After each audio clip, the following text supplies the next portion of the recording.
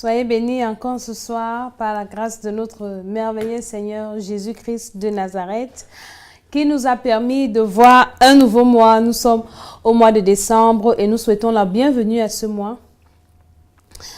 Que le Seigneur nous conduise. Nous sommes à l'école d'Esther encore ce soir avec la servante de Dieu que je suis, Mama Tchala, la femme du Seigneur, la First Lady.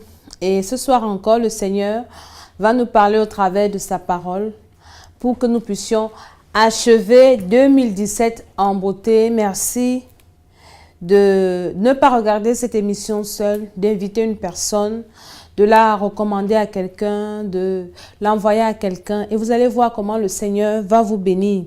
Ce soir, nous allons parler d'un thème très, très important, un thème vraiment bénéfique pour la traversée de 2017 en 2018 dans le nom de Jésus-Christ de Nazareth.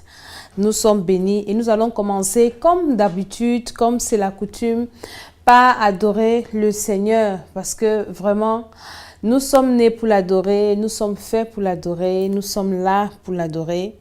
Notre Dieu, il est fidèle, il est bon, il est merveilleux, il est excellent.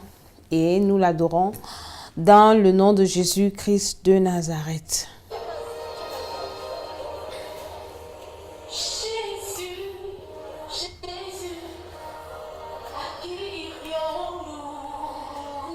Ouvre ton cœur et adore le Seigneur ce soir. Ça doit être ta passion, adorer le Seigneur. Le Seigneur a besoin des vrais adorateurs, de ceux qui l'adorent en esprit et en vérité. Que le Seigneur bénisse tous ceux qui sont avec nous ce soir.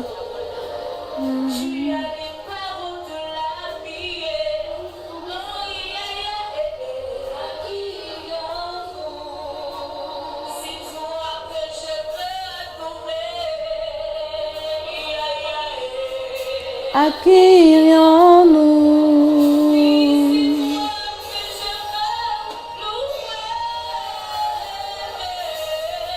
À qui irions-nous?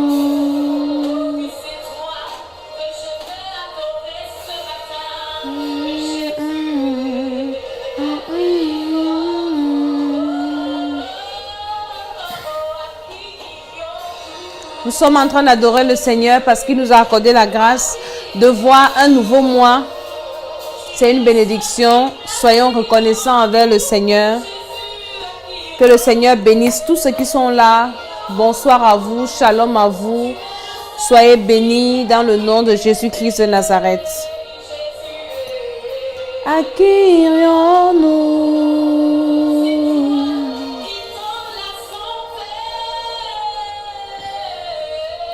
À qui irions-nous?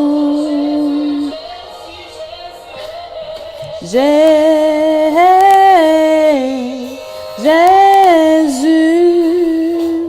tu as les paroles de la vie. À qui irions-nous?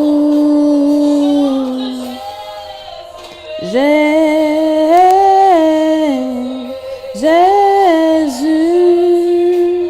tu as les paroles de la vie. À qui irions-nous?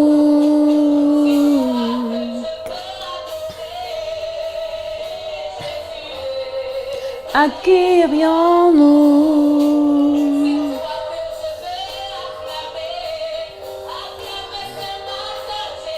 À qui irions-nous? Alléluia. Nous allons continuer d'adorer le Seigneur en parole, par la grâce de Dieu, par la puissance du Saint-Esprit. Le Seigneur est fidèle. Nous sommes dans un nouveau mois et nous devons absolument adorer le Seigneur parce que nous sommes à la dernière ligne droite de 2017. La dernière ligne droite. Dis à quelqu'un, c'est la dernière ligne droite. Écris, c'est la dernière ligne droite où Dieu peut encore faire quelque chose et nous devons traverser cette année, nous devons achever cette année, nous devons enterrer cette année avec le Seigneur parce que c'est lui qui permet toutes choses, c'est lui qui nous accorde sa grâce. Et nous ne pouvons pas commencer sans l'adorer. C'est très, très important. Notre vie sur la terre, c'est pour adorer le Seigneur. Nous devons adorer le Seigneur en toutes circonstances. Dans les moments de joie, de peine. Bien aimer l'adoration, c'est répandre son âme devant le Seigneur, être reconnaissant de ce que le Seigneur fait pour toi et rappeler au Seigneur qui il est. Parce que le Seigneur fait tellement de bonnes choses dans nos vies, il fait tellement de choses merveilleuses, il est tellement bon. Il nous a protégés pendant une année. Ce n'était pas facile. Beaucoup pensent que tu commences une année, tu l'achèves et tu penses que c'est normal. Non. Il y en a qui ont commencé comme toi, ils pensaient que c'est parce qu'ils étaient forts, mais ils sont restés en cours de route. Mais nous, le Seigneur nous a fait la grâce. Et cette grâce, nous ne devons pas la négliger, nous ne devons pas la prendre pour acquis, nous ne devons pas penser que c'est normal qu'on arrive en fin d'année. Non. Il y a des petites maladies qui ont emporté certaines personnes. Il y a des accidents bizarres. Quelqu'un sort de chez lui le matin, il ne sait pas qui va rentrer. Et un petit accident, il ne rentre plus. Il y a des petites choses qui ont emporté les gens, mais nous, le Seigneur nous a fait la grâce d'arriver jusqu'en fin d'année. Et je sais que si tu es arrivé ce jour, le 1er décembre, et que tu es en train d'écouter cette émission, tu vas voir 2018.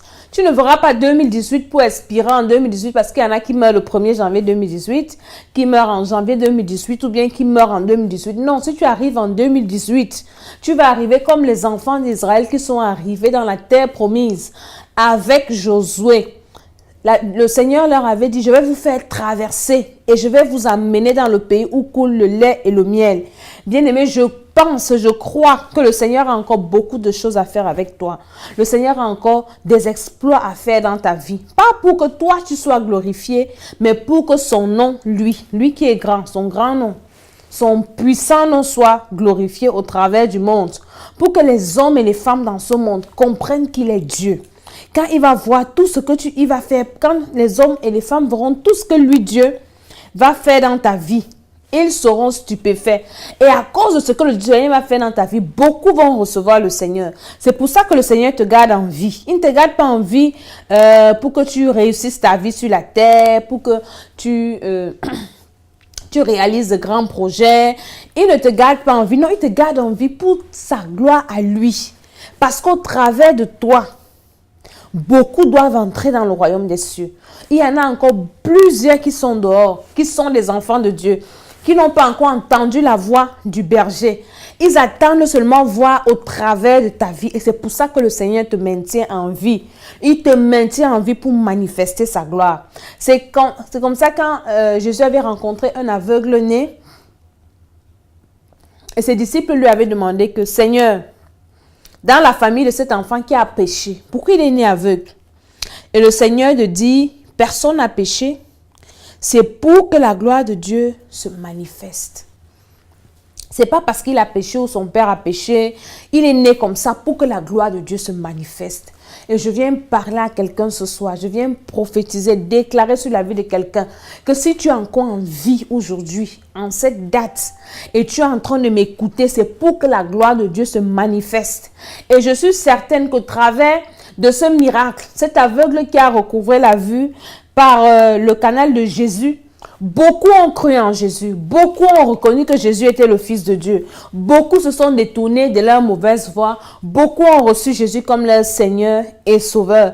Et c'est ton cas, toi qui es en train de m'écouter, c'est vraiment ton cas. Le Seigneur est tellement fidèle, le Seigneur est amour et le Seigneur est merveilleux. Le Seigneur est bon. Je ne sais pas comment tu es entré en 2017, mais je viens t'annoncer une bonne nouvelle que l'année prochaine, à la même époque, tu vas rendre un témoignage glorieux parce que le Seigneur aura pourvu à ta traversée. Nous allons encore adorer le Seigneur. Avant de commencer, nous allons l'adorer. Nous allons l'adorer. Et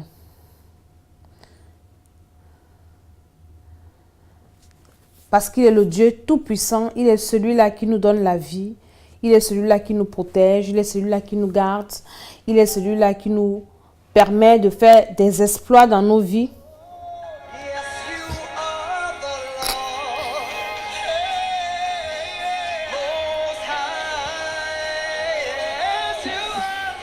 Pendant ce temps, invite quelqu'un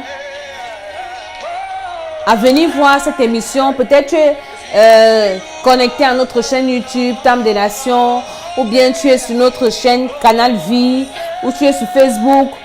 Ne regarde pas cette vidéo seul. Invite quelqu'un. Most High, yes, you are the Lord. Most High, yes, you are the Lord. Most High, yes, you are the Lord. Il est le Dieu très haut. C'est ce Dieu qui ne nous a jamais abandonnés. Jusqu'ici, il nous a secourus. Il nous a secourus en janvier, en février, en mars, en avril, en mai, en juin, juillet, août, septembre, octobre, novembre. Maintenant, nous sommes en décembre. On doit l'adorer. Il n'y a pas un autre Dieu. Un féticheur ne peut pas te protéger pendant des années. Parce que lui-même, il est limité. Mais notre Dieu, c'est un Dieu illimité. C'est un Dieu merveilleux. C'est un Dieu bon. C'est un Dieu qui ne manque pas. Il est fidèle. Dieu est fidèle. Avec ses enfants, avec ceux qui le reçoivent, avec ceux qui l'acceptent, il est fidèle.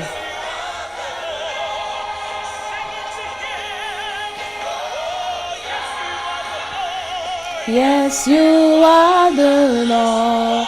Oui, tu es le Seigneur très haut. C'est ce que le chant dit.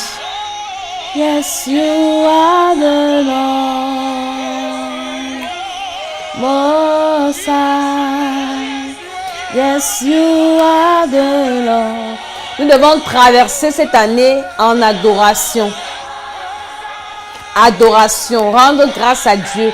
Tu peux toi seulement passer une journée, bien-aimé, où tu t'assois.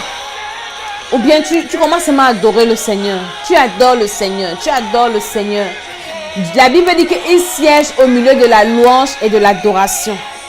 Si tu veux voir le Seigneur intervenir, agir dans ta vie, commence à l'adorer seulement. Deviens un adorateur. Et c'est pour ça que Jésus pouvait dire à la Samaritaine dans le livre de Jean 4 que le moment viendra où les vrais adorateurs adoreront le Père en esprit et en vérité. J'ai médité sur ça aujourd'hui. J'ai dit, waouh, le Seigneur a besoin qu'on l'adore en esprit et en vérité. Et en 2018, tu dois être un adorateur de Dieu en esprit et en vérité. Yes, you are the Lord. Most High. Yes, you are the Lord. Most High. Yes, you are the Lord. Most High. Yes, you are the Lord. Most High. Yes, you are the Lord. Most High. Yes, you are. Il n'y a pas un autre Dieu comme notre Dieu. Un autre Dieu qui est merveilleux, magnifique en puissance. Un Dieu à qui rien n'est impossible. Rien, je dis rien. C'est le Dieu que nous servons. C'est le Dieu qui nous garde. C'est le Dieu qui nous aime. C'est le Dieu qui nous a rachetés. Yes, you are the Lord.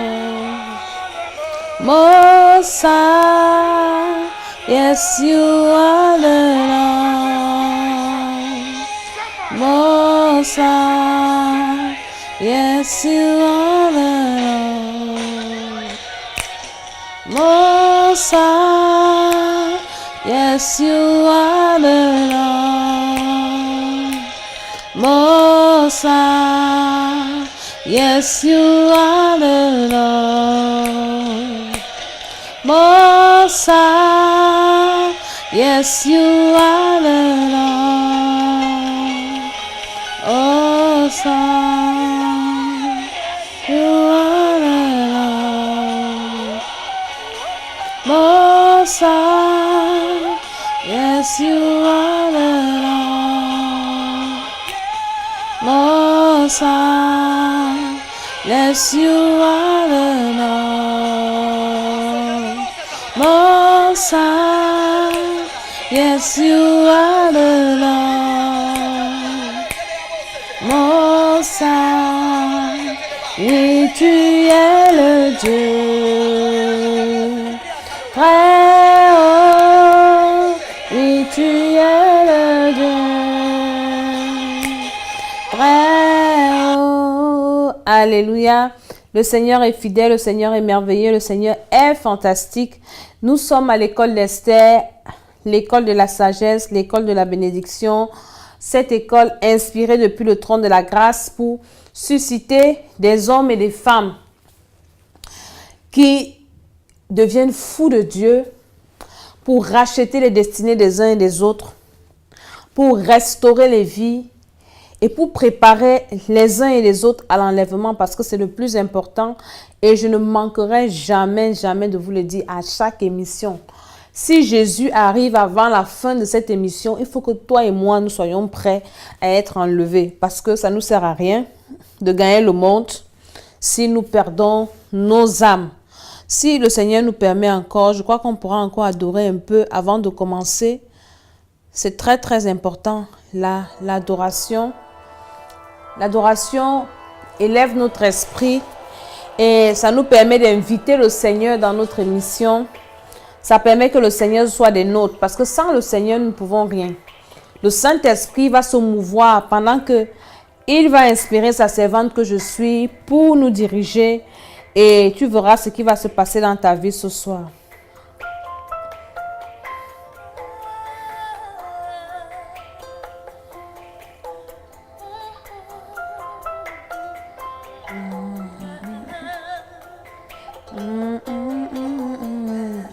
The floodgates.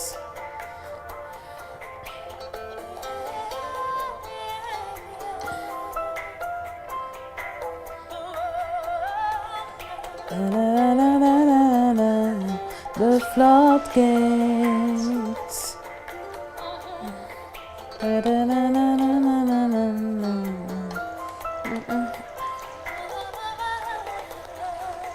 Baba, we need your presence.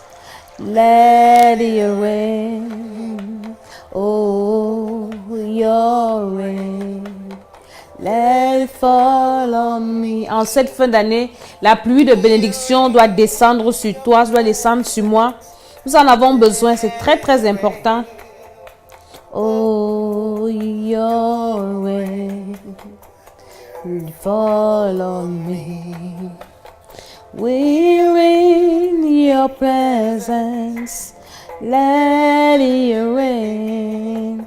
Oh, your rain. Let it fall on me. We're in your presence. Let it rain. Oh, your rain. Let it fall on me. Open the floodgates in abundance and call your rain to fall on me, Baba. Open the floodgates in abundance and call your rain. J'espère que tu es en train d'adorer le Seigneur également là où tu te trouves. C'est très important.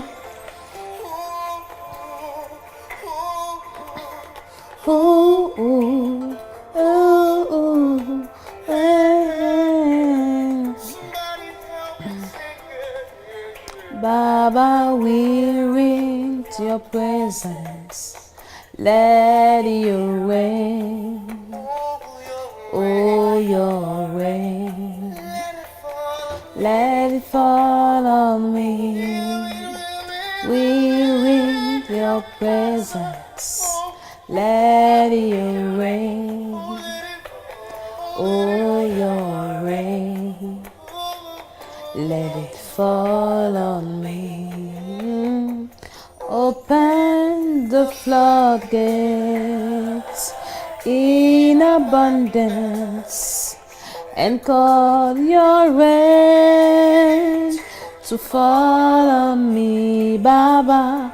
Open the floodgates in abundance and cause your rain to fall on me, Baba. Oh, oh, Baba. Oh, oh, Baba. Oh, Baba. Baba, oh,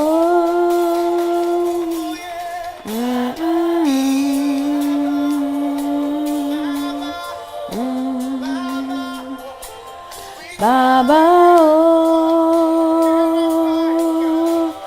oh, oh, Baba, oh, oh. Baba, oh, oh, oh,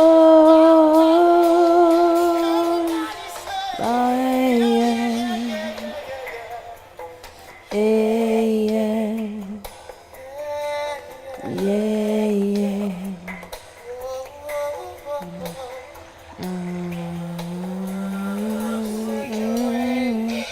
Refreshing, yeah, yeah.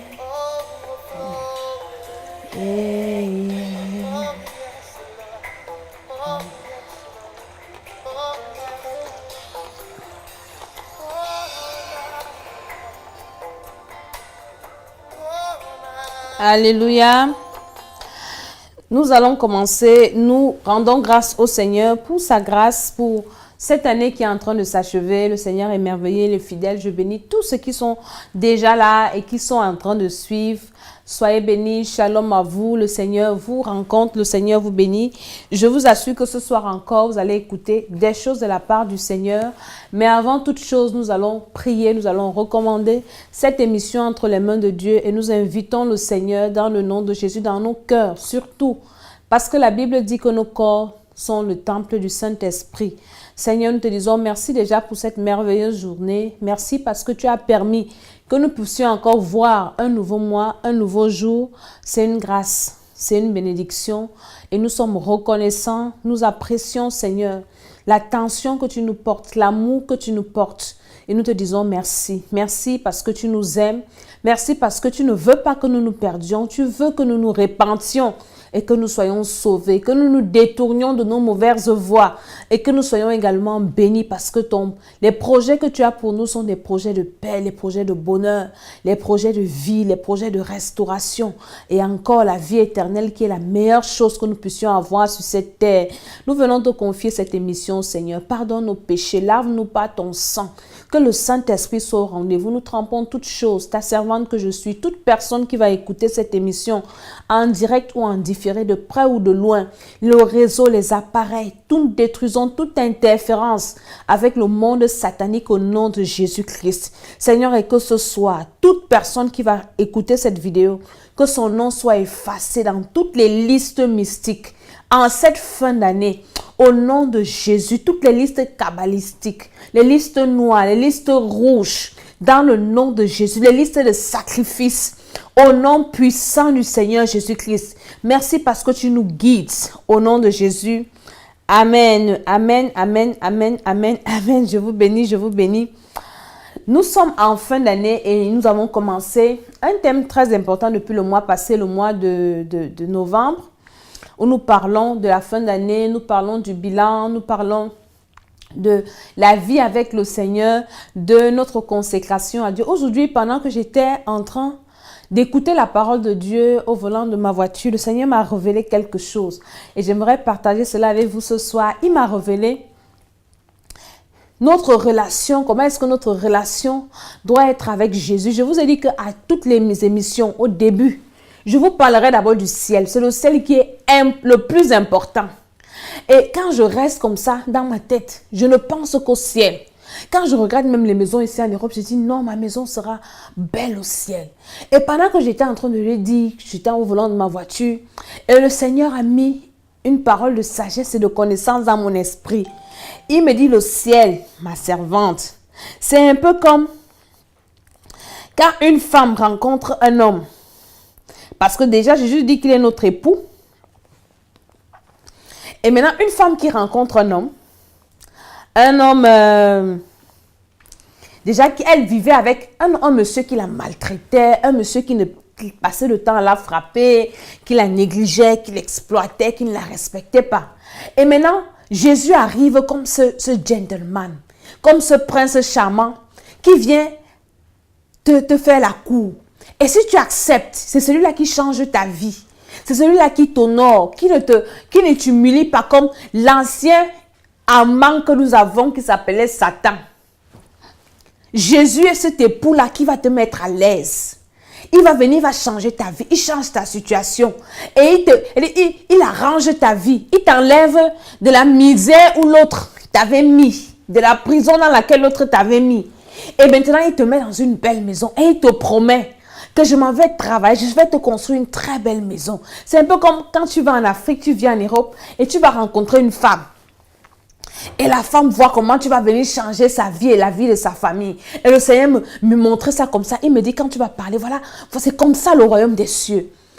Et parfois, nous les femmes, souvent, il y a les femmes qui n'aiment pas les hommes qui leur disent la vérité. Ils aiment les bandits, les menteurs, les voleurs, les hommes qui les frappent. Les hommes qui les insultent et qui les méprisent. C'est pour ça que beaucoup n'aiment pas le Seigneur. Beaucoup aiment le diable. Le diable qui passe autant à t'humilier. Jésus ne peut pas t'humilier. Jésus, c'est un bon gars. Jésus, c'est un bon mari, un gentleman. Le gars te met à l'aise. Le diable passe autant à t'humilier. Il va te dire, pour être riche, pour être béni, il faut que tu entres dans les sectes. Tu dois manger les excréments d'une femme. Tu dois faire des pratiques au cimetière. Parfois, on doit te déshabiller nu dans les maisons des féticheurs. Jésus ne va jamais t'humilier. Quand tu reçois le Seigneur, Jésus ne t'humilie jamais. Je dis jamais. Il ne va jamais t'humilier. Il te met toujours petit soin. Il va trouver que ton cœur est brisé. Il va trouver des mots pour consoler, pour guérir les blessures de ton âme. Il va trouver les mots pour te restaurer. Tu es malade, il va te guérir. Tu es abattu, il va te relever. Il va pourvoir tes besoins. Jésus, c'est celui-là qui vient pour changer nos vies. Et c'est notre époux, et c'est le meilleur époux, c'est le meilleur choix. Mais il y a des femmes comme ça, tu vas tout lui faire, ça tu es bien. Elle va quand même réussir à te tromper. C'est comme ça que nous faisons avec le Seigneur. Il nous fait tout ce qui est bien, mais nous préférons ce méchant qui a passé le temps à nous maltraiter. Il a passé le temps à nous humilier. Il a passé le temps à nous insulter. Il a passé le temps à nous exploiter. Parce qu'il a vu notre étoile. Le diable connaît ton étoile. C'est pour ça qu'il t'exploite. Il vient à toi parce qu'il sait qu'il va récupérer. Il sait que Dieu a prévu des bons projets pour toi. Et lui, il vient t'exploiter. Tu penses qu'il te donne quelque chose. Alors qu'il récupère ce que le Seigneur t'a donné. Bien-aimé, à partir d'aujourd'hui, essayons de voir notre relation avec Dieu comme ce genre de relation. Une relation amoureuse où nous avons rencontré un homme qui est venu changer nos vies. Et c'est Jésus de Nazareth. Cet homme qui est venu nous séduire. Il a juste besoin que nous tombons amoureux de lui. C'est tout ce dont il a besoin. Il a besoin que nous apprenions à le connaître. Que nous apprenions aussi à lui faire du bien dans une relation de couple. Pour qu'une relation soit bonne, pour ceux qui sont mariés, pour ceux qui sont en couple, l'un et l'autre, on apprend à se connaître. Tu identifies qu'est-ce que mon conjoint n'aime pas. Et tu évites, tu commences à éviter ce qu'il n'aime pas. Tu commences à faire ce qu'il aime. Qu'est-ce qu'il aime manger? Comment il aime quand je lui réponds? Comment il aime? Comment il aime? Tu commences à t'habituer à sa vie. Mais nous, on ne veut pas s'habituer à la vie de notre époux. Ce merveilleux époux qui a dit que je m'en vais vous préparer une place. Et quand je regarde les maisons maintenant, quand je passe, bien aimé, je vis dans les nuages. Je vis dans les nuages. Je dis au Seigneur que Seigneur, tu dois venir me chercher. Je dois voir la maison là que tu me prépares au ciel. Essayons de voir ça comme ça. Le monde ne nous apporte rien. Nous sommes dans le monde, c'est vrai. On ne peut pas vivre comme si on n'était pas dans le monde. Nous sommes dans le monde, mais nous ne sommes pas du monde. Jésus disait à ses disciples dans Jean 17, quand il faisait sa prière, la prière où il recommandait ses disciples à Dieu avant de partir. Il disait, Seigneur, je suis en train de partir dans le monde. Je prie pour ce que tu m'as donné. Je ne suis pas du monde. Eux aussi ne sont pas du monde. Moi, je pars. Quand j'étais avec eux, je les protégeais. Mais comme je les laisse dans le monde, parce qu'ils ne sont pas du monde, je prie que tu les préserves du mal. Bien-aimés, nous ne sommes pas du monde. Nous ne sommes pas du monde. Ça va prendre le temps que ça va prendre. Mais je prie, ma prière tous les jours, c'est que le Seigneur réveille ton esprit. C'est que le Seigneur te fasse comprendre ces choses. Qu'il te fasse percevoir cette révélation. Que le meilleur est à venir. Le meilleur nous attend. Le Seigneur est en train de nous préparer de bonnes choses. Mais pendant qu'il nous prépare ces choses, le gars nous entretient. Depuis que moi j'ai rencontré le Seigneur, je suis à l'aise. Je suis bien, j'ai la paix du cœur. J'ai dit, le Seigneur m'amène dans les sentiers de la justice. Il me restaure, il restaure mon âme. Parfois, je m'assois comme ça, je reste. Je dis, Seigneur, si je mourrais sans te rencontrer, c'est que je suis où maintenant? Assieds-toi un peu et pense à ça. Si tu mourrais dans cet état, ou dans ta famille où on avait sacrifié toute la famille, où on avait juré que personne ne doit lever la tête. C'est pour ça qu'ils avaient tellement bloqué. Et maintenant, ils vous envoyaient vous enfoncer dans les maisons des féticheurs, dans la prostitution, dans le mensonge, dans le vol. Le diable t'amène à faire des choses inutiles pour compliquer seulement ta situation et pour compliquer ton cas. Mais maintenant, quand tu rencontres ce gars qui vient changer ta vie, il vient pour te donner un nom. Je me souviens un jour, un homme de Dieu, je n'étais pas encore marié, avait prophétisé sur moi. Il m'avait dit, Dieu me montre qu'il va envoyer devant toi un homme qui ne viendra pas pour s'amuser avec toi. Un homme qui va te donner son nom. Ce n'est pas tous les hommes qui acceptent de donner leur nom à une femme. Il y a des bandits. Il est là, il est avec toi, mais il ne peut pas officialiser la chose. Jésus est venu nous donner son nom. Le gars, il s'affiche avec nous. Nous sommes devenus des enfants de Dieu à cause de Jésus. Un homme qui te donne son nom, c'est un homme qui t'honore. Un homme qui te respecte. Oui, Jésus est venu nous donner son nom. Le diable, là, il te maltraite, il te fait souffrir, mais tu l'aimes, tu le préfères. Prends la décision de mettre un thème en cette fin d'année, de dire que j'ai longtemps servi Satan, avec ma bouche, avec mes yeux, avec mes oreilles. J'ai longtemps servi Satan, je prends la décision de faire confiance en Dieu. Parfois, c'est difficile, bien aimé. Ce que je vous dis là n'est pas facile. De tout abandonner. Parce qu'il y a des moments où on pense qu'on est fort. On peut résoudre nos problèmes de nous-mêmes. On peut changer nos situations avec notre petite connaissance, notre petite sagesse, notre petite intelligence. Et on pense que la ruse qu'on appelle dans le monde, la sagesse peut nous aider. Parce que la sagesse du monde, c'est la ruse, c'est le mensonge. On va te dire que tu es sage. Sois sage, ne dis pas tout, il faut cacher, il faut montrer. Ne montre pas, ça c'est le mensonge. Ce sont les ténèbres, c'est la dissimulation. C'est ce que le diable appelle la sagesse. Mais avec le Seigneur, non. Quelqu'un qui vient te donner son nom. Il n'a pas honte. Il dit, je n'aurai pas honte de toi. Celui qui n'a pas honte de moi devant les hommes et de ma parole. Je n'aurai pas honte de le confesser devant mon Père. Le gars n'a pas honte de dire à ton Père que Seigneur, je suis venu mourir pour tel. C'est ma fille. C'est mon fils. Éphésiens dit que nous sommes devenus des héritiers de Dieu, co-héritiers avec Jésus-Christ. C'est la parole de Dieu. Parfois, nous passons ces choses.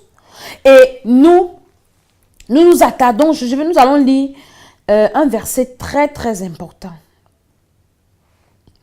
L'école des cerfs, ce n'est pas un discours. Je ne suis pas en train de faire un discours. Mais je vous amène également dans la parole de Dieu. Ce verset a révolutionné mon esprit quand je l'ai lu. Nous sommes dans 1 Corinthiens. 1 Corinthiens, je crois, le chapitre 15. Oh là. 1 Corinthiens, chapitre 15. Qui nous dit, si c'est seulement pour les choses de ce monde que nous espérons en Christ, nous sommes les plus malheureux de la terre, malheureux des hommes. Je vais vous trouver ce verset et nous allons comprendre. Il y en a qui disent que la vie, c'est sur la terre. La vie, c'est un tour. La vie n'a pas la photocopie. La vie, c'est un tour. Dès que tu vis, tu meurs. Mangeons, buvons, car demain nous mourrons. Non. Pour nous, ce n'est pas ça. 1 Corinthiens 15, le verset 19. 1 Corinthiens 15, verset 19. Il est écrit, si ce n'est dans cette vie, si c'est dans cette vie seulement que nous espérons en Christ, nous sommes les plus malheureux de tous les hommes. C'est déplorable, c'est dommage de voir comment beaucoup aujourd'hui sont à l'église. Seulement parce qu'ils fuient la sorcellerie, parce qu'ils veulent réussir dans la vie. Qu'est-ce que réussir même dans la vie? Beaucoup pensent, moi je pensais à ça. C'est depuis que je suis arrivée ici, que le Seigneur a commencé à faire comprendre beaucoup de choses. Les gens pensent que réussir sa vie, c'est naître, faire des études, avoir un travail, avoir un mari, avoir une femme, avoir de l'argent, voyager. On va dire dans le monde, dans le jargon du monde, que tu as réussi ta vie. Et l'apôtre Paul, qui était un apôtre très inspiré, aujourd'hui, quand je méditais, j'ai compris, le Seigneur m'a expliqué quelque chose. Parce que je me demandais souvent que ce monsieur l'apôtre Paul-là, il n'a pas marché avec Jésus. Comment le gars s'y connaît des choses comme ça? Et c'est dans 2 Corinthiens que l'apôtre Paul nous explique comment il peut connaître ces choses. Pourtant, il n'a pas marché avec Jésus. Il nous explique que le Seigneur l'avait amené au ciel. Il avait été ravi en esprit. Parce qu'un monsieur qui n'a pas vu le ciel, qui n'a pas vu Jésus, ne peut pas dire tout ce que l'apôtre Paul avait dit. Donc, pour que l'apôtre Paul soit aussi performant, aussi efficace, Jésus l'avait ravi en esprit. Il l'avait amené dans son royaume pour lui montrer des choses. Et il lui a expliqué clairement. Parce que l'apôtre Paul, ses écrits, il explique clairement la divinité. Il explique clairement le rôle de Jésus. Il explique ça avec des termes très pratiques, très définis. C'est parce que le gars avait été ravi en esprit. Et il dit aux Corinthiens, si c'est dans cette vie seulement que nous espérons en Christ, nous sommes les plus malheureux de tous les hommes. Est-ce que c'est seulement dans cette vie que toi tu espères en Christ? Jamais de la vie. Moi maintenant j'ai fait mon lavage de cerveau. Ce n'est pas que dans cette vie que j'espère en Christ. J'espère à la vie éternelle. Et pour arriver dans la vie éternelle, mon ami, ce n'est pas en riant et en causant, en claquant les doigts que je vais arriver. La parole de Dieu dit que Jésus même qui a dit que depuis le temps de Jean-Baptiste, le royaume de Dieu est forcé. Seuls les violents. Et j'ai dit à Dieu quand je priais, je lui dis que Seigneur, je sais que ce n'est pas facile, mais tout ce que ça va me coûter pour aller au ciel. Quand tu vas me dire laisse comme ça va me faire mal. Mais parce que je veux aller au ciel, je vais apprendre à laisser. Je vais apprendre à me séparer. Et je sais que tu vas m'aider. Bien aimé, ce n'est pas facile de suivre Jésus. Mais comme je disais au début, Jésus c'est le meilleur, c'est le bon gars, le meilleur gars. Le gars qui te met à l'aise, le gars qui te donne tout. Le gars qui te met aux petits soins. Les femmes peuvent bien comprendre ce que je suis en train de dire ici. Mon ami, quand tu as été fatigué par un homme qui a passé le temps à t'humilier, à t'insulter, quand il tape sur toi, il va avec d'autres femmes, il t'humilie. Le jour que tu rencontres un qui apaise ton cœur, mon ami, tu oublies l'autre là trop vite. Mais comme les femmes sont comme elles sont, parfois elles laissent les hommes comme ça pour rentrer chez les bandits, chez les malhonnêtes, là où elles souffrent. Jésus, c'est le meilleur. Alléluia. Donc, si c'est seulement dans cette vie que nous espérons en Dieu, si on doit seulement prier pour que le Seigneur nous fasse traverser, qu'on voit 2018, pour qu'en 2018, on montre comment on est beau, comment on a réussi notre vie, comment on a réussi de réaliser nos projets, comment est-ce qu'on a voyagé, comment est-ce qu'on a. Nous sommes les plus malheureux de tous les hommes. Si c'est seulement dans cette vie que nous espérons en Christ, nous sommes les plus malheureux de tous les hommes. Il y a une vie après cette vie. Et c'est ça qui est plus important. Et quand le Seigneur maintenant est sûr, il t'assure cette vie, les choses de la terre, puisque tu es étranger, tu es voyageur, tu es un passager, mon ami, il va te donner parce qu'il sait que pour ton voyage, c'est comme les gens qui voyagent, par exemple, ceux qui ont eu le temps de voyager. Quand tu es en escale, tu fais un long voyage, peut-être tu quittes l'Afrique pour les États-Unis ou bien je ne sais pas où tu vas en Chine, je ne sais pas. Il y a des escales. Et maintenant, quand tu arrives dans un pays où tu es en transit, dans les aéroports, il y a les duty free. Et quand tu as beaucoup de temps à passer à l'aéroport. Parfois, tu as 8 heures. Il y a des gens qui ont des 8 heures à passer à l'aéroport ou bien 7 heures. Et pendant que tu as ce temps à passer à l'aéroport, tu t'amuses, surtout les femmes. Et si tu as un peu d'argent sur toi, à faire les boutiques, à regarder les parfums, les duty free, à t'arrêter dans un restaurant, à prendre. Mais mon ami, l'heure de ton vol, tu connais l'heure de ton vol. Tu regardes sur ton ticket d'embarquement, tu sais, il faut dire que je cherche la porte par laquelle je pars. Et tu sais, tu vas te balader pendant tout ton temps, mais tu n'oublies pas que tu dois quitter cet aéroport. Tu es en train d'aller quelque part, tu n'es qu'en transit. Tu ne vas pas t'arrêter dans une boutique où on vend peut-être les sacs de luxe et tu restes là, tu regardes. Non. Et tu vas rater ton vol, tu vas tout perdre. Tu vas perdre ton billet d'avion, tu vas tout perdre. Et si tu n'as pas l'argent, c'est dangereux pour toi. Et le Seigneur Jésus sait que nous sommes en transit.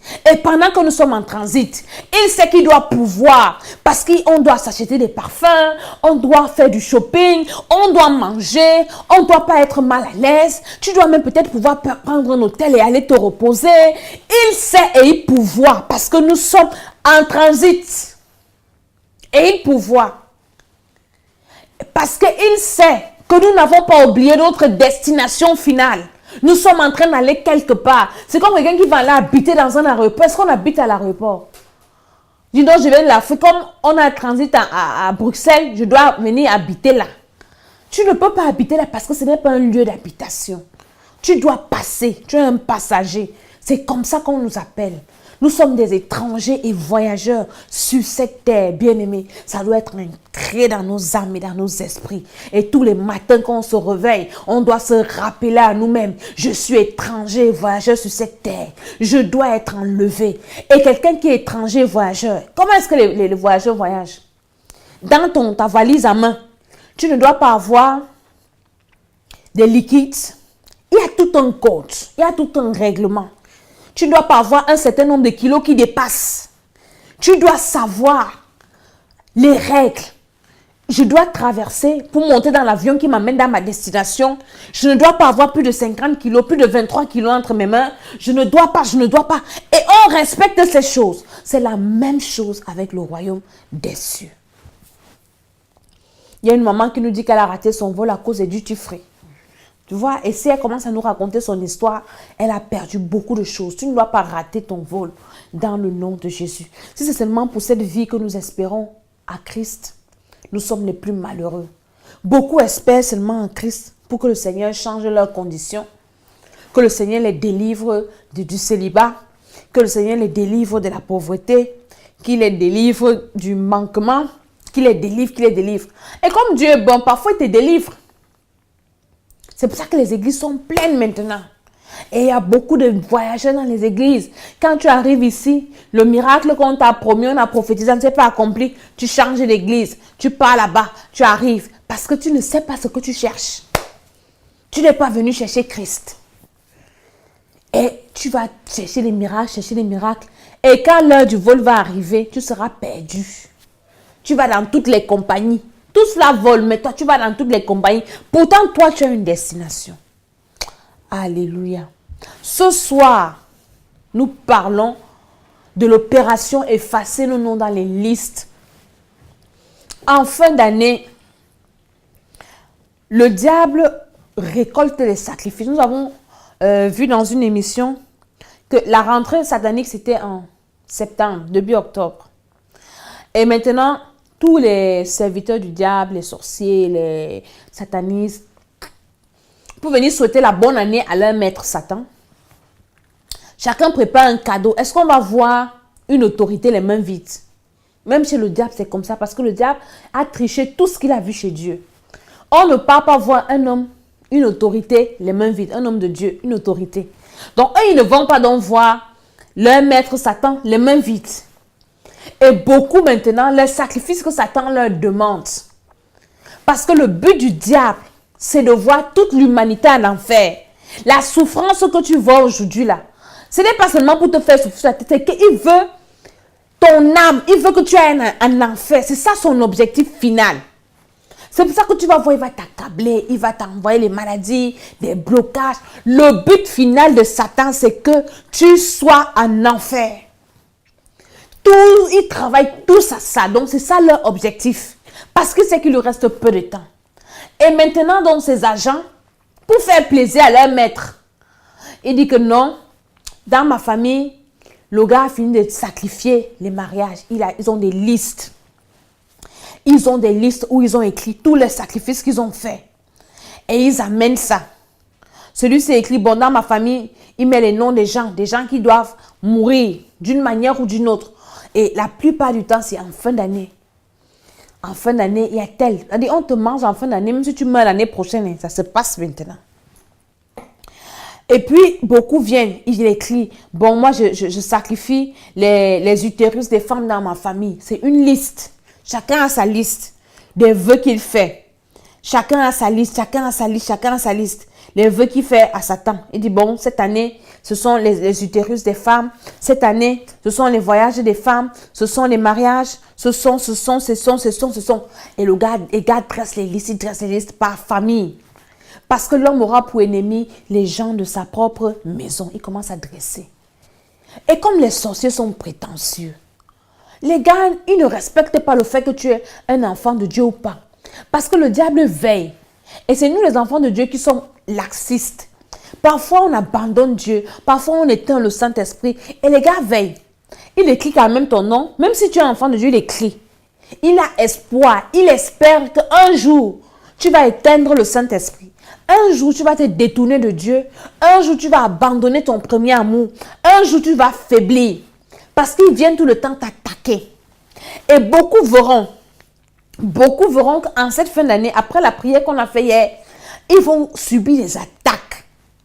Le diable, c'est quelqu'un qui ne se décourage pas. Le gars continue, il persévère. Et il nous encourage à nous décourager. Parce qu'il a la victoire sur nous seulement quand nous nous décourageons. Quand nous nous décourageons, le gars a le dessus sur nous.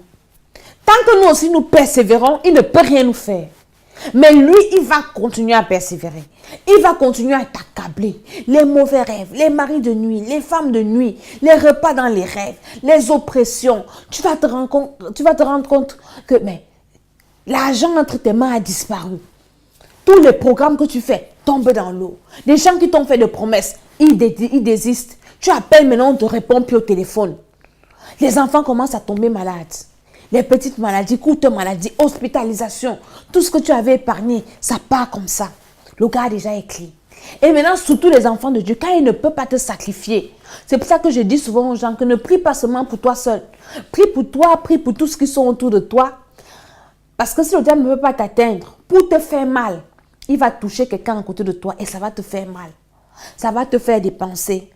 Pour t'atteindre, s'il ne peut pas toucher ceux qui sont autour de toi, il va détruire tes biens, ce que le Seigneur t'a donné. Si en cette fin d'année, tu as une voiture et cette voiture se brûle, est-ce que ça ne va pas te faire mal? Ou bien tu as une maison, la maison se brûle, est-ce que ça ne te fera pas mal? Tu vas perdre la maison, tu vas perdre tout ce que tu as dépensé. Et il saura qu'il t'a eu, même s'il n'a pas eu ta vie. Et ça va un peu te décourager, ça va un peu te frustrer. Donc quand tu pries en cette fin d'année, prie pour toi, prie pour tes proches, prie pour tes biens, tout ce que Dieu t'a donné. Le diable, c'est un voleur. Il ne doit rien te voler en cette fin d'année. Au nom de Jésus-Christ de Nazareth. Donc, je disais que quand ils vont souhaiter la bonne année à leur patron, les gars écrivent les listes. S'il y a les sorciers dans ta famille, ils ont déjà fait la liste de tous ceux qui vont mourir. Dans certaines familles, on dit souvent, quand vous quittez dans un deuil, on dit le prochain, la maison s'y va encore, la famille s'y va encore pleurer dans quelques temps. Ou bien ils vont vous donner rendez-vous. On revient dans 2 mois. Vous pensez que le 2 mois, c'est venu vous rendre visite, c'est que dans 2 mois, il y aura un autre corps qui va tomber. Les gars connaissent déjà, ils ont déjà écrit. Ils savent que dans telle famille, et parfois dans les villages, dans des contrées, les gens parlent. Ils parlent de ça. Ils savent ce qu'ils font. Ils ont déjà dit. Et tu vas voir quelqu'un qui est sourd. Tu penses qu'il est sourd. Il commence à dire, hey, dans telle famille, vous allez entendre. Il y aura les pleurs dans ce village. Il y aura les pleurs dans ce quartier. Et c'est comme ça qu'ils ont déjà préparé. Même ici en Europe, il y a beaucoup de sorciers. Vous allez voir sur des routes, il y a des sacrifices. Je vous ai fait le témoignage de chez moi ici à côté. Il y a un château de sorcellerie. Et l'année passée, les gars sont venus fêter Halloween. Donc, ils préparent. Ils font vraiment des incantations. Et nous, ils nous ont surpris l'année passée. Je vous ai parlé de la surprise. Cette année, on s'est préparé. Chaque fois qu'on passait là, le feu, on envoyait le feu. Tout ce que vous allez faire, ça ne va pas marcher. Ils ne sont pas venus cette année. On était surpris. Halloween est passé. Toute la semaine, on ne voit personne. Ça fait qu'on se regarde, mais les gens qui ne sont pas venus ici, on les a bombardés. Ils ont changé de lieu de sacrifice. On dit que dans ce quartier, vous n'allez sacrifier personne. Et c'est comme ça qu'ils sacrifient les vies des enfants. Vous allez voir ici, tous les jeunes enfants fument. Ils sont délinquants. Ils sont rebelles à leurs parents. Pourquoi? Parce que toutes ces personnes-là, ils sacrifient le quartier. Et comme c'est un carrefour, vous ne connaissez pas les incantations qu'ils font dessus. Nous avons fait un séminaire au Temple des Nations avec l'homme de Dieu, le bishop. Il nous parlait des carrefours. Comment les satanistes viennent faire les incantations sur les carrefours. Parce que c'est un lieu où tout le monde passe. Il y a beaucoup de directions. Et maintenant, quand vous arrivez là, chacun, ils font les envoûtements avec la poussière. Tout le monde qui passe là, qui respire est envoûté. Et ça se passe ici. Ici, il y a des châteaux de sorcellerie. Vous allez voir ces blancs, ils sont des bons sorciers. On a vu ça ici à côté. Et tous les jours qu'on passait, un château qui n'a pas de sens. Vous voyez les voitures alignées, alignées, alignées, alignées. Personne aux alentours. Mais quand c'est Halloween, les gens dorment là une semaine dans le froid, dans les voitures, avec les déguisements, avec les toiles d'araignée. Et j'ai remarqué une chose ici en Europe, quand tu marches, il y a les toiles d'araignée partout, même en route. Il y a des toiles d'araignée. J'ai demandé que pourquoi. J'ai demandé à mon mari que pourquoi. Il me dit que le pays, c'est un pays de la sorcellerie. La toile d'araignée, c'est quoi? C'est avec ça qu'ils récupèrent. Et tu vas voir, tu vas marcher. Normalement, naturellement, la toile d'araignée prend ton visage. C'est un filet. On a récupéré ton âme. On a récupéré ton esprit. Et c'est ce qu'ils utilisent beaucoup en cette fin d'année. Que ce soit ici, que ce soit en Afrique. Dans les maisons, les toiles d'araignée. En route, en plein. Ici, c'est les toiles d'araignée. Rien ne soutient la toile d'araignée, mais c'est la toile d'araignée. C'est partout, c'est partout, c'est partout, c'est partout. Donc maintenant, toi qui marches, la toile d'araignée prend ton visage. Tu ne sais pas que c'est ta vie qui a été prise dans un filet et on a écrit ton nom quelque part. Et toi, tu marches joyeusement. Parfois, tu enlèves avec la main. Ah, ça, c'est quoi ça? Tu ne sais pas que spirituellement, ça a un impact. Spirituellement, c'est négatif. Spirituellement, ton nom est déjà écrit quelque part. Ton esprit est déjà captivé quelque part. Et ils ont une liste. Une liste. Les décrets sont déjà signés. Les dates sont déjà arrêtées. Et quelqu'un nous avait dit que quand on te récupère comme ça, on te met dans une prison satanique et on met un numéro sur toi. Pendant ce temps, tu marches. Tu es en vie, tu marches. Pourtant, tu es déjà mort depuis. Ceux qui ont les yeux savent que tu n'es plus là. Tu es à partir. Ceux qui ont les yeux savent qu'on t'a déjà mangé. Ceux qui ont les yeux savent que tu n'es plus pour longtemps. Comme la fille qui est morte à Zurich là. Elle est morte depuis. Ce n'est pas le jour là qu'elle est venue mourir. Elle était déjà sacrifiée depuis. Maintenant, on cherche seulement la personne qui va t'achever. On masque la scène pour dire que non. Surtout ici, on va trouver les noms à toutes les maladies. Non, elle est tombée arrêt cardiaque. Oh, elle a eu l'AVC. Elle a eu ceci. Pourtant, tu avais été mangé depuis. Ton nom avait été sur la liste. Et ils sont là, ils attendent. Parfois, ces personnes-là, les familles, vous allez vous rendre compte, quand le gars t'a sacrifié, il devient gentil avec toi. Voici la fin d'année. Quelqu'un qui ne te donnait jamais rien, il va t'appeler en fin d'année. Il va te dire que mon ami, ma soeur, ma cousine, tout ça, j'ai voyagé, j'étais en Europe, je t'ai gardé un cadeau. Tu penses que c'est vrai cadeau. Pourtant, le gars cherche le point de contact sur tous les enfants de Dieu. Que le Seigneur nous donne le discernement. Ce ne sont pas tous les cadeaux qu'on doit accepter. Parfois, nous prenons les cadeaux même sans prier dessus. Quelqu'un t'a déjà sacrifié. Après, il t'appelle. Oui, je t'ai gardé l'argent, je me souviens. On était à l'université. Ça, c'est un témoignage que je vais vous faire. On venait de recevoir le Seigneur. Et pendant qu'on était à l'église, j'étais avec mes frères. L'homme de Dieu était en train de prêcher. Le docteur, il prêchait. Et il a lancé des sacrifices. Je crois que c'était vers la fin de l'année, je ne sais plus. Et on était tous assis. On était des étudiants, on n'avait pas d'argent. Et le Saint-Esprit m'a saisi. J'ai dit à mon grand frère, lève-toi, va. Il me dit, et l'homme de Dieu disait 50 000. 50 000, c'est moins de 100 €. Et il me dit, on va prendre l'argent. Je dis qu'on va vendre nos téléphones. Il faut que tu ailles au sacrifice. Et maintenant, quand il arrive, il se levait pour avancer, pour aller vers l'homme de Dieu, pour répondre à l'appel que l'homme de Dieu disait. Je ne sais pas, il y avait un besoin à l'église. Et quand il arrive, l'homme de Dieu lui dit que c'est le Saint-Esprit qui t'a demandé de te lever. Parce que toi, tu avais été sacrifié. Toi, tu avais été sacrifié. Tu ne devais pas voir le 31 décembre de cette année. Tu avais été sacrifié. Et le Saint-Esprit t'a poussé à te lever. Bien-aimé, la veille, pendant qu'on allait à l'église, il m'avait raconté qu'il avait un taxi, avait failli le ramasser. Il ne sait pas comment ça s'était passé. Et le Seigneur a fait grâce. On a pris nos téléphones comme prévu. On a vendu nos téléphones. Et on lui a donné, il allait faire le sacrifice. Et c'est par ce téléphone maintenant que la personne qui l'avait sacrifié et l'homme de Dieu avait prophétisé, il avait dit que la personne qui t'a sacrifié, lui-même, il doit partir. Vous allez voir, il va se dévoiler, le Seigneur va l'exposer. Et la personne qui avait fait ce sale boulot avait commencé à nous appeler sur nos téléphones. Et on avait vendu les téléphones avec les puces en main. Vous voyez comment le Seigneur sauve les gens? Si on gardait ces téléphones, le gars allait nous appeler, venez, j'ai l'argent pour vous aller courir. Mais le Seigneur a mis à cœur, on a sacrifié les téléphones. Et maintenant, nous, on marchait avec nos puces en main. Et un jour, on a pris la puce, on a mis dans le téléphone de notre maman. Et la personne nous appelle. Mais vous êtes où? Je vous cherche depuis. Je vous cherche depuis. Oh, je n'arrive pas à vous avoir. J'ai l'argent pour vous. Venez chercher l'argent. Venez chercher l'argent. Comme on savait déjà, l'homme de Dieu avait déjà prophétisé. L'homme de Dieu nous avait déjà dit, on avait déjà la révélation. Et on lui a dit, on a enlevé la puce, du coup, on n'était plus joignable. Et maintenant, comme c'était un parent à notre père, il appelle notre père. Il dit à notre père, j'ai l'argent pour tes enfants.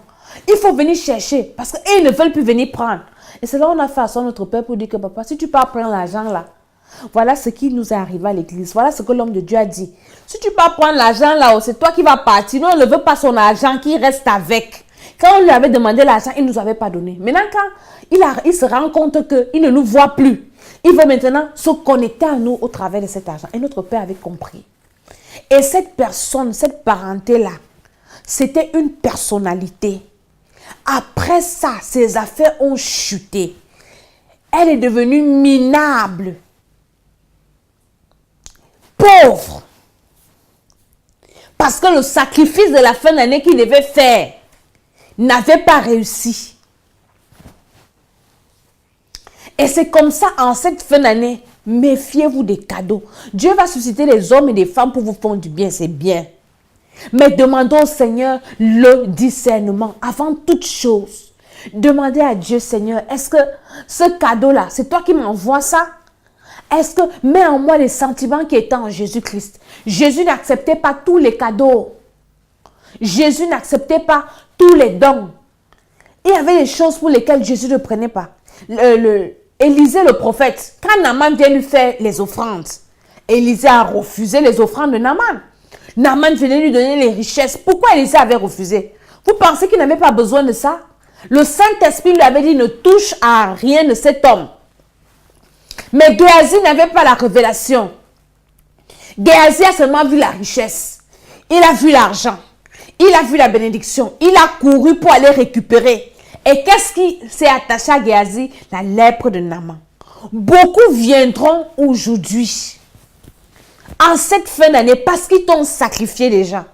Ou bien de sacrifier un de tes enfants. Venez faire les cadeaux à tes enfants. Les fêtes de fin d'année, acheter les robes. Maman Grâce, une fois on avait reçu, cette dame qui a fait la sorcellerie, elle avait témoigné. Elle dit qu'elle avait une belle-sœur, un frère qui avait une femme. Et sa femme la priait. Non, sa femme ne priait pas. Mais sa femme ne l'aimait pas. Elle disait à son frère que ta sœur, si doit être sorcière. Ta sœur, elle doit être sorcière. Et le frère disait que non, ma sœur n'est pas sorcière. Ma sœur, vraiment, c'est une bonne femme. Et la femme avait le sentiment, le sixième sens, comme on dit dans le monde. Et maintenant, elle n'aimait pas la dame là. Elle disait que je vais te détruire. Tous les cadeaux qu'elle apportait à cette femme, la femme refusait ces cadeaux. Mais un jour, la femme avait baissé la garde. Et la dame Maman Grâce dit qu'elle avait voyagé, elle était venue en Italie. Parce qu'elle avait dit que comme elle ne pouvait pas détruire la femme, il fallait qu'elle détruise ses enfants. Elle a acheté les habits, elle a acheté les robes. Voici la fin de l'année. Vous allez passer le temps à demander, ah, c'est ton homonyme. Et tu appelles, hein, tu accouches, tu as donné le nom à quelqu'un. C'est ton homonyme, envoie la poupée, envoie les habits, envoie les chaussures, envoie ceci, envoie cela. Elle a acheté les habits pour les enfants, les jouets, les poupées, tout ça. Elle dit qu'elle a envoûté les habits des enfants. Elle a envoûté, elle a mis les trucs, elle a parlé dessus. Mais là, elle est arrivée, la femme avait baissé la garde. Et elle donne à son frère que, hey, voilà les choses que j'ai gardées aux enfants. Comme ta femme ne m'aime pas. Méfiez-vous des personnes qui aiment, qui prétendent aimer les maris, n'aiment pas les femmes. Ou bien vice-versa. Ton frère épouse une femme, tu n'aimes pas la femme, mais tu aimes ton frère. Si tu aimes ton frère, tu vas aimer sa femme. Si tu aimes ta soeur, tu vas aimer son mari. Et vice-versa. Donc, comme ta femme ne m'aime pas là, moi je te donne, alors voilà ce que j'ai gardé aux enfants. Peut-être, elle ne sait pas si elle va prendre. Et maintenant, l'homme appelle sa femme devant sa belle-sœur. Voilà les habits qu'on a gardés aux enfants pour les fêtes. Voici comme ça, voici comme ça, voici comme ça. Elle aussi, elle dit, ah merci, elle prend. Elle a donné les habits aux enfants, les enfants ont porté. Les chaussures, elle dit qu'elle a parlé sur les chaussures. Elle a envoûté les chaussures, que les enfants seront bêtes à l'école. Maman, elle dit que la prochaine, les enfants étaient en vacances, la prochaine rentrée, le fils de la dame est devenu bête. Les enfants sont devenus bêtes. Il y a une qui a commencé à manger. Elle est devenue gloutonne, déformée. Les enfants sont devenus nuls à l'école. À la maison, rebelles. Fais attention si tes enfants deviennent têtus après avoir reçu un cadeau. Ayons le discernement. Mon peuple périt faute de connaissance. Les gens souffrent aujourd'hui parce qu'ils n'ont pas la connaissance. Les enfants sont devenus bêtes. Les enfants sont devenus bizarres. Rebelles à la maison. Ils insultaient la mère, insultaient les professeurs. La femme est restée comme ça. Elle a regardé la fesse. Les enfants étaient bien. Mais depuis que les enfants supportent, ont touché aux choses que la femme s'est apportée, elle dit qu'elle de son côté, elle était contente. Elle était contente que oui, tu penses que quoi? J'étais eu, comme je ne peux pas te tuer toi. Je vais finir tes enfants. Et la femme était devenue malheureuse. Une femme qui a les enfants, doum, est-ce qu'elle peut être heureuse? Jamais. La femme est devenue malheureuse. La femme est restée comme ça, elle a commencé à réfléchir. Et maintenant, c'est elle qui vient proposer au mari, à son soi-disant frère. Parce que le frère est parti se plaindre chez sa soeur qui l'aimait beaucoup. Elle dit que mes enfants sont devenus bêtes. Elle dit, ah, je connais un féticheur. Il peut soigner tes enfants. Et maintenant, elle voulait amener les enfants. Il voulait que l'homme porte ses enfants pour aller encore livrer chez un féticheur complice à elle. C'est comme ça que la femme reste. Et un jour, la femme suit, je crois, à la télé, ou bien quelqu'un l'a invité à un programme. Il y avait un homme de Dieu qui faisait des veillées de prière. Il a dit 3 jours de séminaire avec une veillée de prière. Et la femme a écouté. Bien-aimé, ne négligez pas les appels de Dieu, les messages de Dieu. Peut-être Dieu envoie un message pour venir te sauver en cette fin d'année. Tu vois un homme de Dieu qui commence à prêcher, tu commences à insulter. Et cessez d'insulter les hommes de Dieu. Ce qu'il est en train de dire, écoute un peu, si le Saint-Esprit attire ton attention, ce n'est pas pour rien. Dieu veut te sauver. Dieu veut sauver quelqu'un. Envoie ça à quelqu'un. Tu ne sais pas le message que tu vas envoyer à quelqu'un dans sa messagerie. Dieu va utiliser ça pour sauver la personne. Mais toi, tu es là, tu ne fais rien et les gens meurent. Et c'est comme ça que cette femme a été invitée. Elle a pris la décision d'aller au programme. Elle dit à son mari, je vais aller au programme. Maintenant, le mari, lui aussi, au lieu de garder sa bouche tranquille, il va encore dire à sa sorcière sœur. Ma femme, elle dit que non, ne part pas chez les marabouts. Elle va aller à un programme, il y a un homme de Dieu qui prie. Et la sorcière dit que non. Lui, il prie quoi? Ce sont des bandits, ce sont des escrocs. Méfiez-vous des gens qui insultent les hommes de Dieu, les bandits, les escrocs, les ceci, cela, les sectaires. Eux-mêmes, ce sont les sorciers parce qu'ils savent que si tu pars, tu seras délivré. Et c'est comme ça que cette dame, elle veut décourager le monsieur, mais la femme a insisté. La femme lui a dit que mon frère, toi tu as fini, moi je pars avec mes enfants. Et c'est donc comme ça qu'elle porte ses enfants, elle va au programme. Elle arrive au programme. L'homme de Dieu, premier jour, il prêche rien. Deuxième jour, il prêche rien. À la veillée de prière, il y avait une telle manifestation du Saint-Esprit où les enfants ont commencé à manifester. Les esprits ont commencé à parler. L'homme de Dieu a commencé à prophétiser. Une dame vous avait donné des habits et c'était pour vous détruire. Et les enfants ont vomi. Les enfants ont été délivrés le soir. Et la dame qui avait donné les habits, elle explique quoi? Parce que le Seigneur l'a délivrée. Elle est en train de confesser tout ce qu'elle a fait. Elle dit qu'elle avait une boule dans laquelle elle regardait les enfants qui sont prisonniers. Donc tous les jours, elle regarde. C'est comme ça qu'ils font quand ils ont écrit ton nom sur une liste. Ils regardent tous les jours si tu es encore à l'endroit où ils t'ont placé. Est-ce que tu es encore à cet endroit? Ils regardent, ils te voient, ils disent non, tu es encore là. Tu es encore là, tu es encore là, tu es encore là. Et il est tranquille. Elle dit que pendant la nuit, pendant que les enfants étaient en train d'être délivrés, dans sa maison, il y a eu comme une explosion. La boule là a explosé, pouf! Elle dit qu'elle ne pouvait dire à personne parce qu'elle seule savait ce qui se passait. Et ses gardiens sont venus. Mais maman, qu'est-ce qu'il y a ici? Elle dit non, c'est rien, c'est rien, c'est rien, c'est rien. Et la femme est restée comme ça, elle commence à réfléchir. Qu'est-ce qui me fait exploser la prison où j'ai gardé les enfants-ci? Qu'est-ce qui les fait exploser ça? Elle va maintenant, elle va voir son frère. Comment va ta femme? Tes enfants? Les gens qui passent le temps à vous demander comment va votre maison, comment vont vos enfants. Les gars veulent savoir à quel niveau vous êtes parce qu'ils vous ont déjà mis dans une prison. Ils veulent voir si tu as évolué. Mais comme toi, tu bavardes, tu vas raconter tout dans les détails. Et le monsieur dit, ah, ma femme, je ne sais même pas, elle a disparu. Ça fait 3 jours, elle m'a dit qu'elle partait voir le pasteur, que je t'ai dit qu'elle partait voir là. Et elle est rentrée avec les enfants ici. Elle me dit que là-bas, les enfants ont commencé à manifester. Ils ont été délivrés et tout ça. Elle dit qu'elle est restée. C'est là qu'elle a compris qu'effectivement, les enfants avaient été délivrés. Voici la fin d'année. On a écrit ton nom où? Ton nom a été écrit où? Dans une liste. Peut-être tu es dans une boule, le gars te contrôle. Tu fais, il sait que tu cours dans le sac. Elle sait que tu cours dans le sac. Depuis le début de l'année, quelqu'un n'a pas pensé à toi. En fin d'année, il vient avec un cadeau. Je t'ai gardé ça. Mon ami, avant de prendre, tu dis, on va rendre grâce à Dieu, nous deux. Tu tiens, tu dis, Seigneur, je te rends grâce parce que tu as touché le cœur de mon frère pour venir me bénir, le cœur de mon oncle, de ma tante. Soyez audacieux, les sorciers n'ont pas peur. Nous, on a trop peur, les enfants de Dieu. Et c'est pour ça qu'on se livre. Quelqu'un te donne un cadeau, tu dis, tiens, mon frère. Tu rends grâce, Seigneur, je te bénis parce que tu l'as inspiré. Je sanctifie ça au nom de Jésus. Je détruis au nom de Jésus.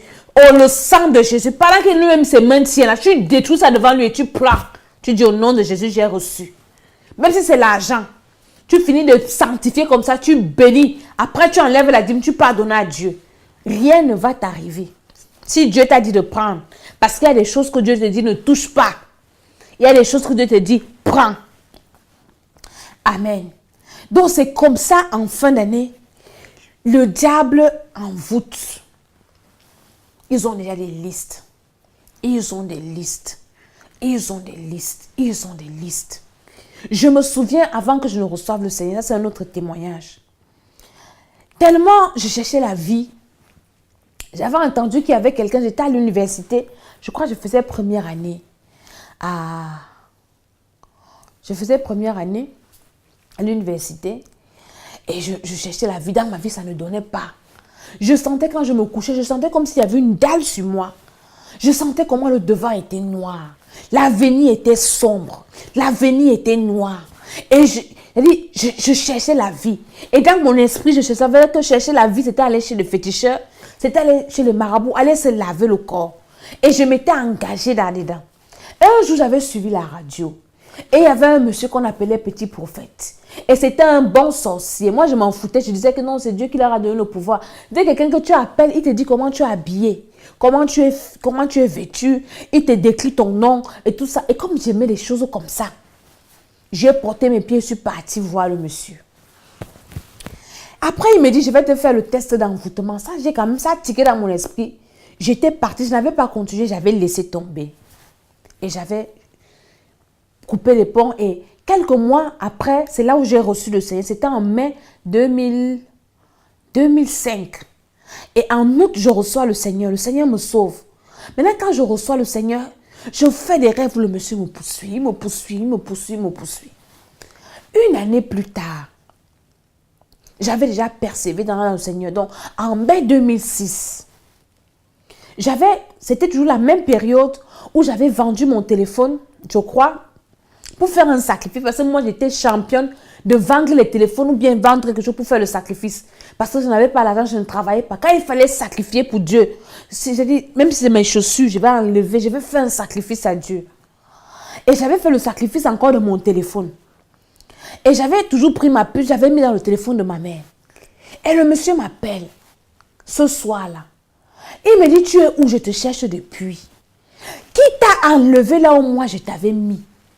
Ah, je lui ai dit que donc toi tu m'avais mis quelque part. Il me dit oui.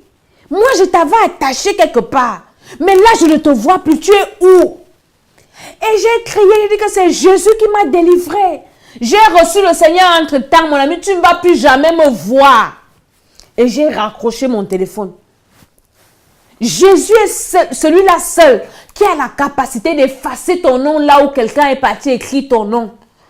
On a écrit ton nom dans un livre des gens qui vont faire l'accident en cette fin d'année. Jésus est capable d'effacer ton nom.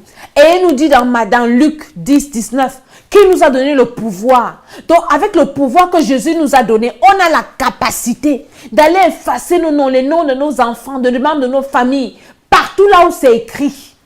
Au nom de Jésus-Christ de Nazareth. Et c'est ce que nous allons faire ce soir. Il a la capacité, parce que ce sont des vicieux. Tu peux être comme ça, tu ne peux pas imaginer qu'il y a des personnes quelque part, peut-être en Asie, toi tu n'es jamais allé en Asie, mais il y a des personnes qui vont avec ta photo en Inde. Il y a un féticheur qui a ta photo en Inde, mon ami, toi tu es en Afrique, tu es en Europe, tu ne connais personne en Inde, mais quelqu'un a amené ta photo là-bas. Ou bien quelqu'un a pris ça sur Facebook, il a envoyé là-bas parce qu'il veut te nuire. Elle veut montrer quoi? Elle veut montrer qu'elle c'est qui. Il veut montrer qu'il a réussi plus que qui. On va lui montrer. Et tu es là comme ça, tu marches joyeusement. Quelqu'un est en train de faire des implications sur ta photo en Inde. On pique les aiguilles sur ta photo. Tu sens seulement, ah, quelque chose me pique ici. J'ai mal au cou. On t'assomme sur ta photo. Les gens font des implications. Et tu es là, tu ressens des douleurs bizarres dans ton corps. Des douleurs bizarres. Vraiment bizarres. Parfois même tu es un enfant de Dieu, ça t'arrive. J'étais en train de prier, je crois que c'était hier ou aujourd'hui, et je disais merci à Dieu. Bien aimé, l'année 2013 à 2015. Si je n'étais pas morte, c'est que Jésus est assis sur le trône. Un jour, je me lève et je fais un rêve. Ça a commencé par les rêves. J'ai eu une attaque dans le rêve et je me lève malade. Non, c'était avant le rêve.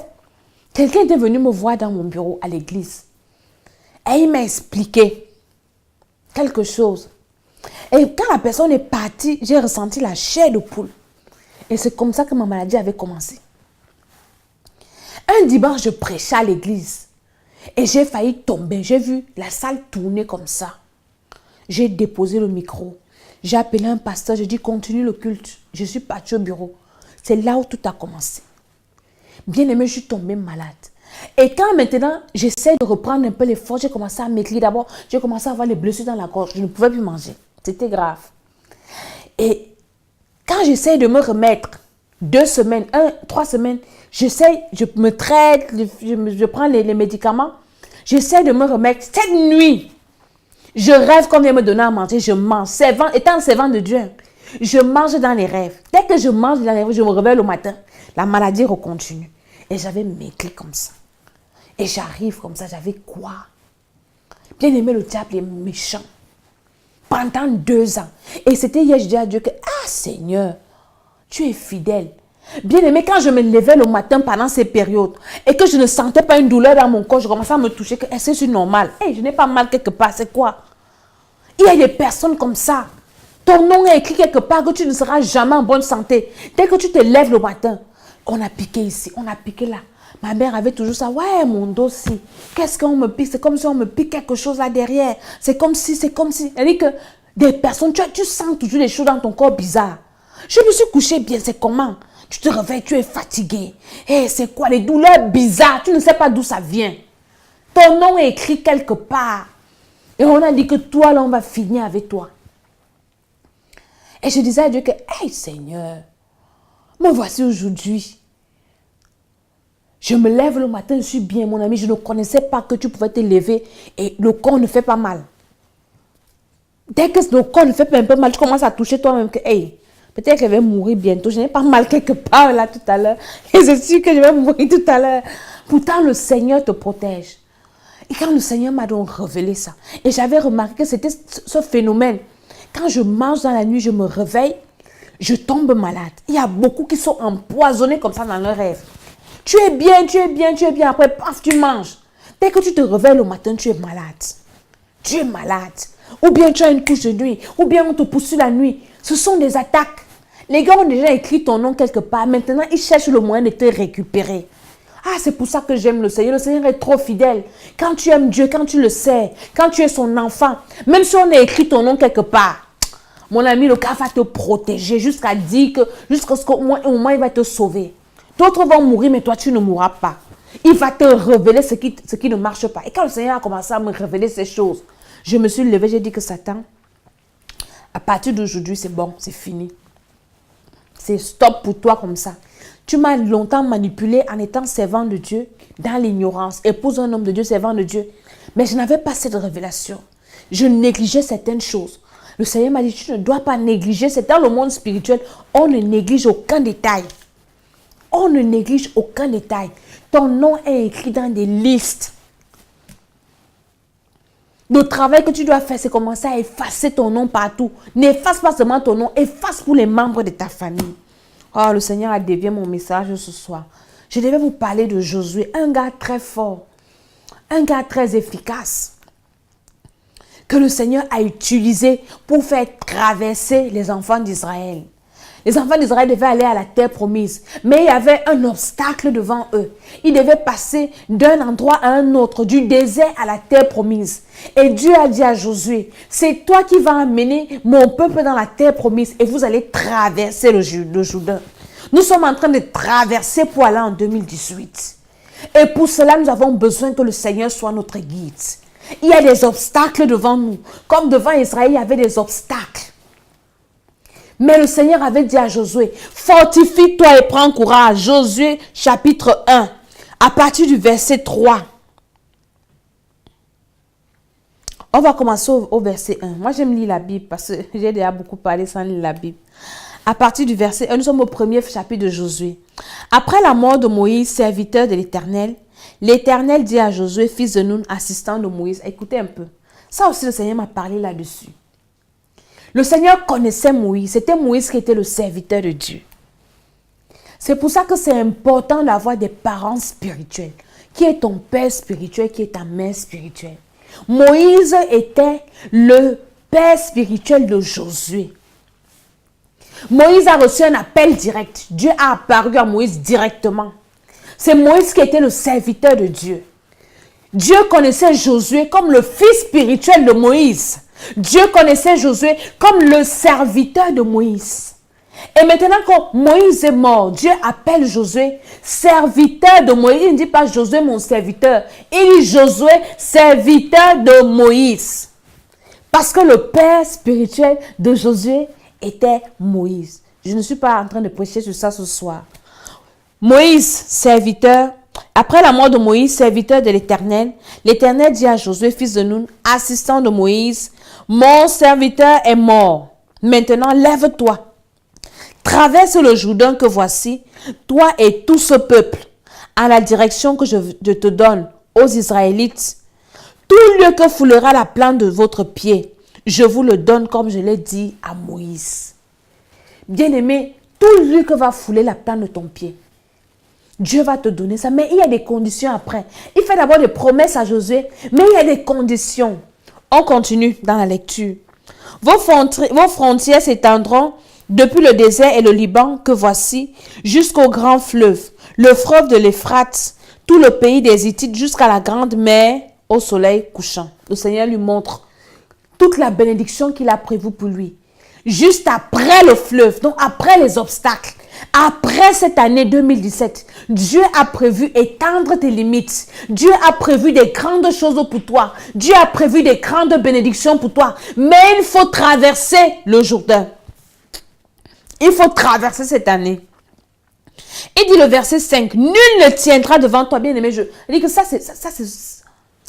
c'est mon verset dans mon esprit quand je prie.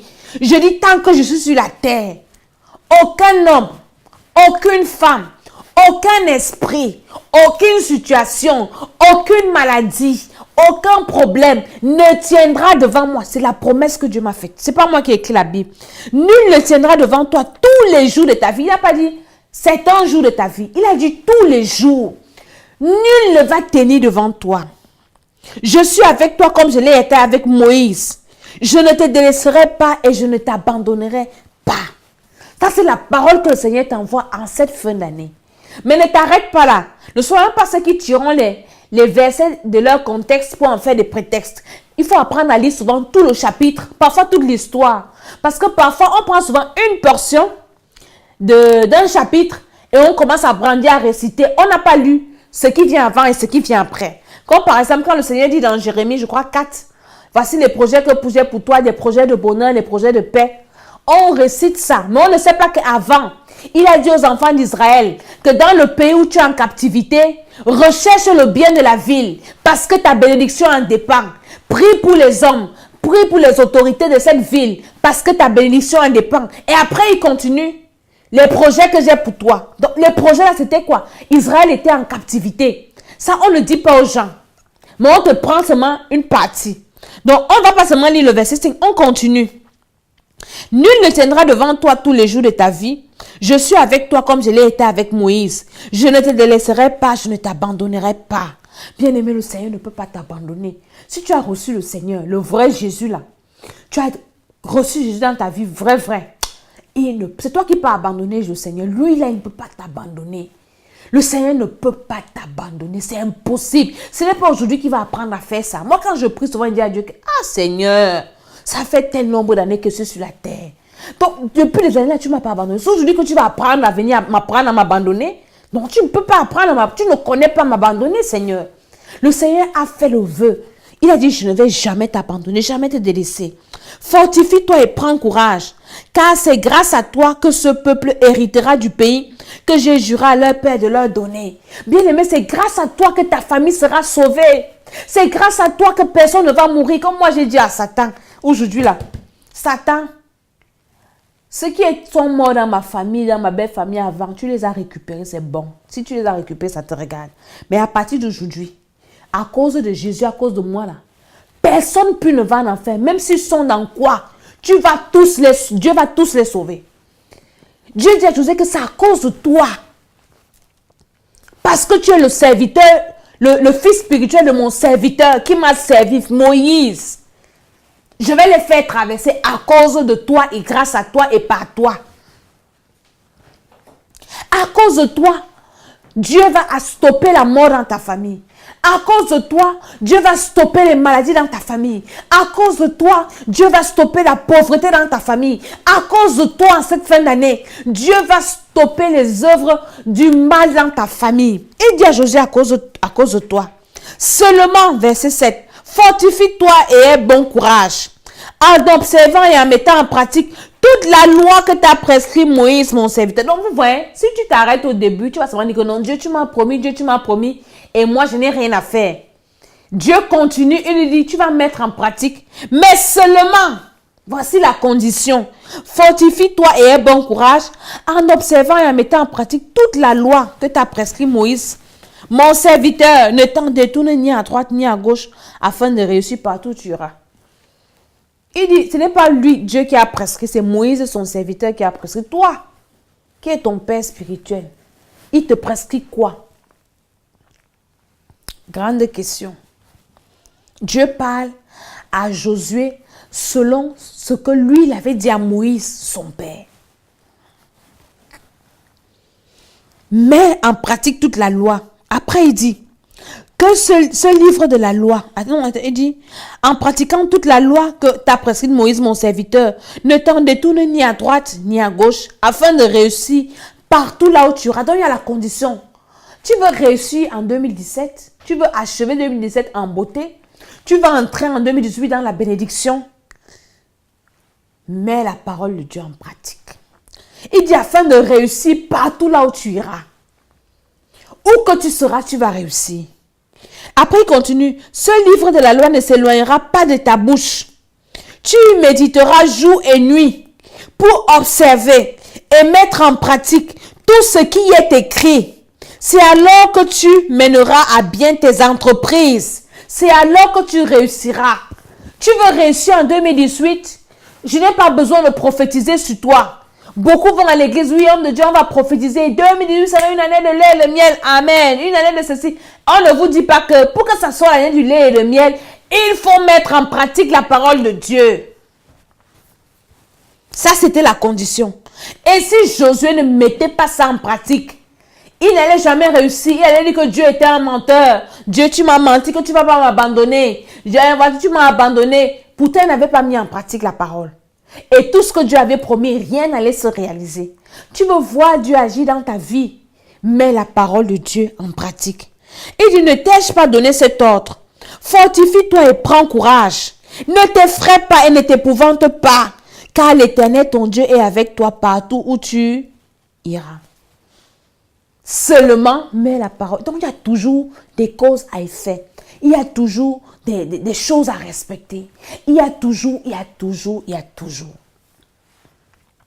Voici une année qui va finir. Tu veux que le Seigneur efface ton nom dans la liste de sorcellerie, la liste de sacrifices? Répands-toi. Je disais à quelqu'un aujourd'hui qui m'a appelé, il me disait, maman, prie pour moi, je suis combattue, tout ça. Je dis, voici la fin d'année. Que chacun fasse la paix. Tu as offensé quelqu'un, mon frère. Va voir la personne, demande-lui pardon. Ce que les gens font aujourd'hui, tu finis de m'offenser. Tu vas prier pour demander pardon. Est-ce que c'est Dieu que tu as offensé? C'est moi que tu as offensé. Viens me demander pardon. Et c'est comme ça. Ne finis pas cette année sans demander pardon à certaines personnes.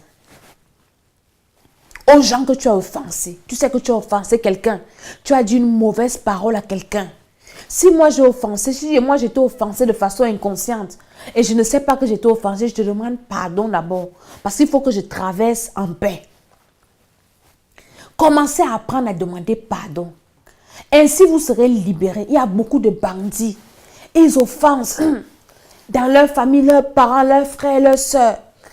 Ils ne peuvent pas demander pardon à la personne. Ils vont faire, Seigneur Jésus, pardonne-moi tous mes péchés. J'ai fait ceci, j'ai dit tel à tel. Est-ce que c'est à Dieu que tu avais dit? Quand vous voyez les gens qui ont fait le satanisme, qui ont fait la sorcellerie, quand ils reçoivent le Seigneur, ils abandonnent. Vous pensez qu'ils témoignent pour rien? C'est une instruction divine. J'avais demandé à cette maman dont je cite tout le temps là.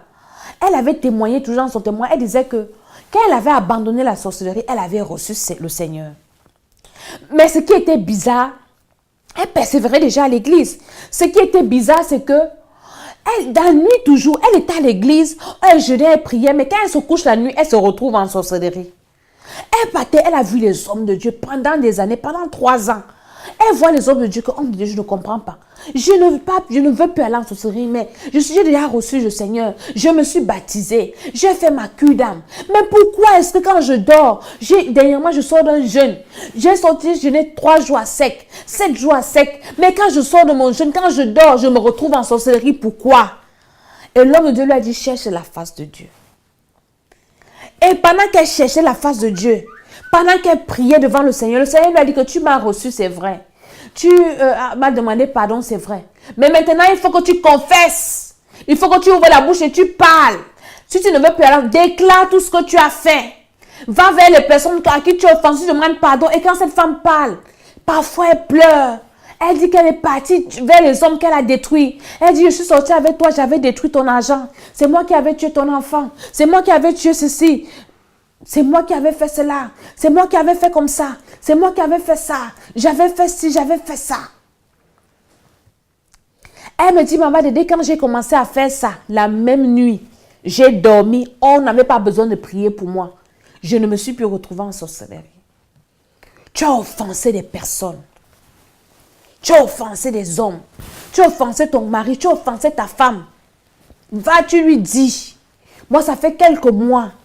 J'avais des choses, j'avais offensé mon mari en cachette, il ne savait pas. Et je priais, je croyais que j'étais trop sainte. Et le Seigneur m'a dit, mon frère, lui, il a confessé pour lui, toi, hein, c'est toi qui vas en enfer cette fois-ci. Et le Seigneur m'a montré l'enfer. Comment il était en enfer. Le Seigneur m'a dit, tu ne parles pas, hein, tu vas partir là-bas. Après, je lui ai dit que mon père, voilà ce que j'ai fait, je te demande pardon. Moi, je vais aller au ciel. Tu as offensé ton père, tu as offensé ta mère, ton frère, ta soeur, tu as offensé quelqu'un. Va voir la personne. Si tu m'offensais, écris-moi pour me demander pardon, mon frère. Je vais seulement te pardonner.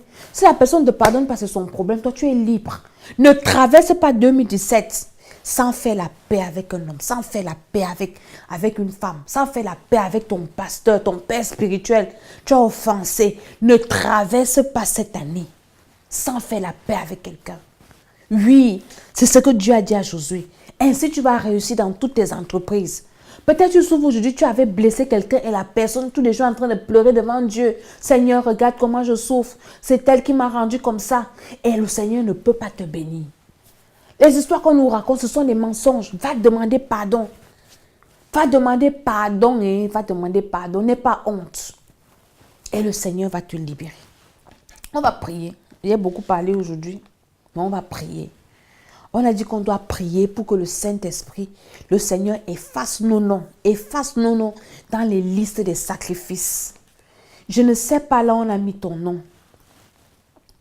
Et en passant, ne sois pas égoïste. Quand nous lisons tout le livre de Josué, on voit l'histoire de Rahab, la prostituée. Quand Josué avait envoyé les espions à Jéricho, c'est elle qui les avait recueillis. Et elle avait dit aux espions là que quand vous allez venir détruire la ville, on sait que vous êtes des grands. Sauvez-moi avec ma famille. Rahab n'a pas pensé à elle, c'est une prostituée. Elle a pensé à sa famille, à ses frères, à ses mères, à tout le monde. Et les hommes de Dieu lui ont dit, les Israélites, que quand nous on va venir, que toute ta famille se retrouve dans ta maison. Là, quand on va détruire la ville, avec le cordon là, que tu vas mettre. Je vous avais expliqué ça quand je parlais des esprits de mort, le sang de Jésus. Ce cordon rouge que Rahab avait mis qui représentait le sang de Jésus, c'était pour chasser l'esprit de mort. C'est le sang de Jésus qui détruit la mort. Maintenant, toi aussi, tu dois penser à tous ceux qui sont proches. Ta famille. Parce que si le diable les tue maintenant, alors qu'ils sont encore païens, ils vont aller en enfer. Donc, ne prie pas seulement pour dire, j'efface mon nom, mon nom, mon nom. Pense aussi à tous ceux qui sont à côté de toi. Pense à ceux qui travaillent pour toi. Pense à tes enfants spirituels. Pense à tout le monde. Moi, quand je prie, je pense à tout le monde, tous mes enfants spirituels dans le monde. Je prie toute ma famille, je prie la belle famille, je prie. Si tu es dans une famille, tu es marié, prie pour ta belle famille. Même s'ils ne t'aiment pas, prie pour eux. Tu as accompli la parole de Dieu. Demande, il faut les mettre dans ta maison afin que le destructeur de cette année ne puisse pas les détruire. Pour que leurs âmes soient sauvées. Donc nous allons commencer par rendre grâce au Seigneur. Pour Dieu, Seigneur, merci pour cette parole. Merci parce que tu as parlé aujourd'hui au travers de ta servante. Merci parce que tu as réveillé mon esprit. Seigneur, je veux me réconcilier à toi. C'est très important, Seigneur.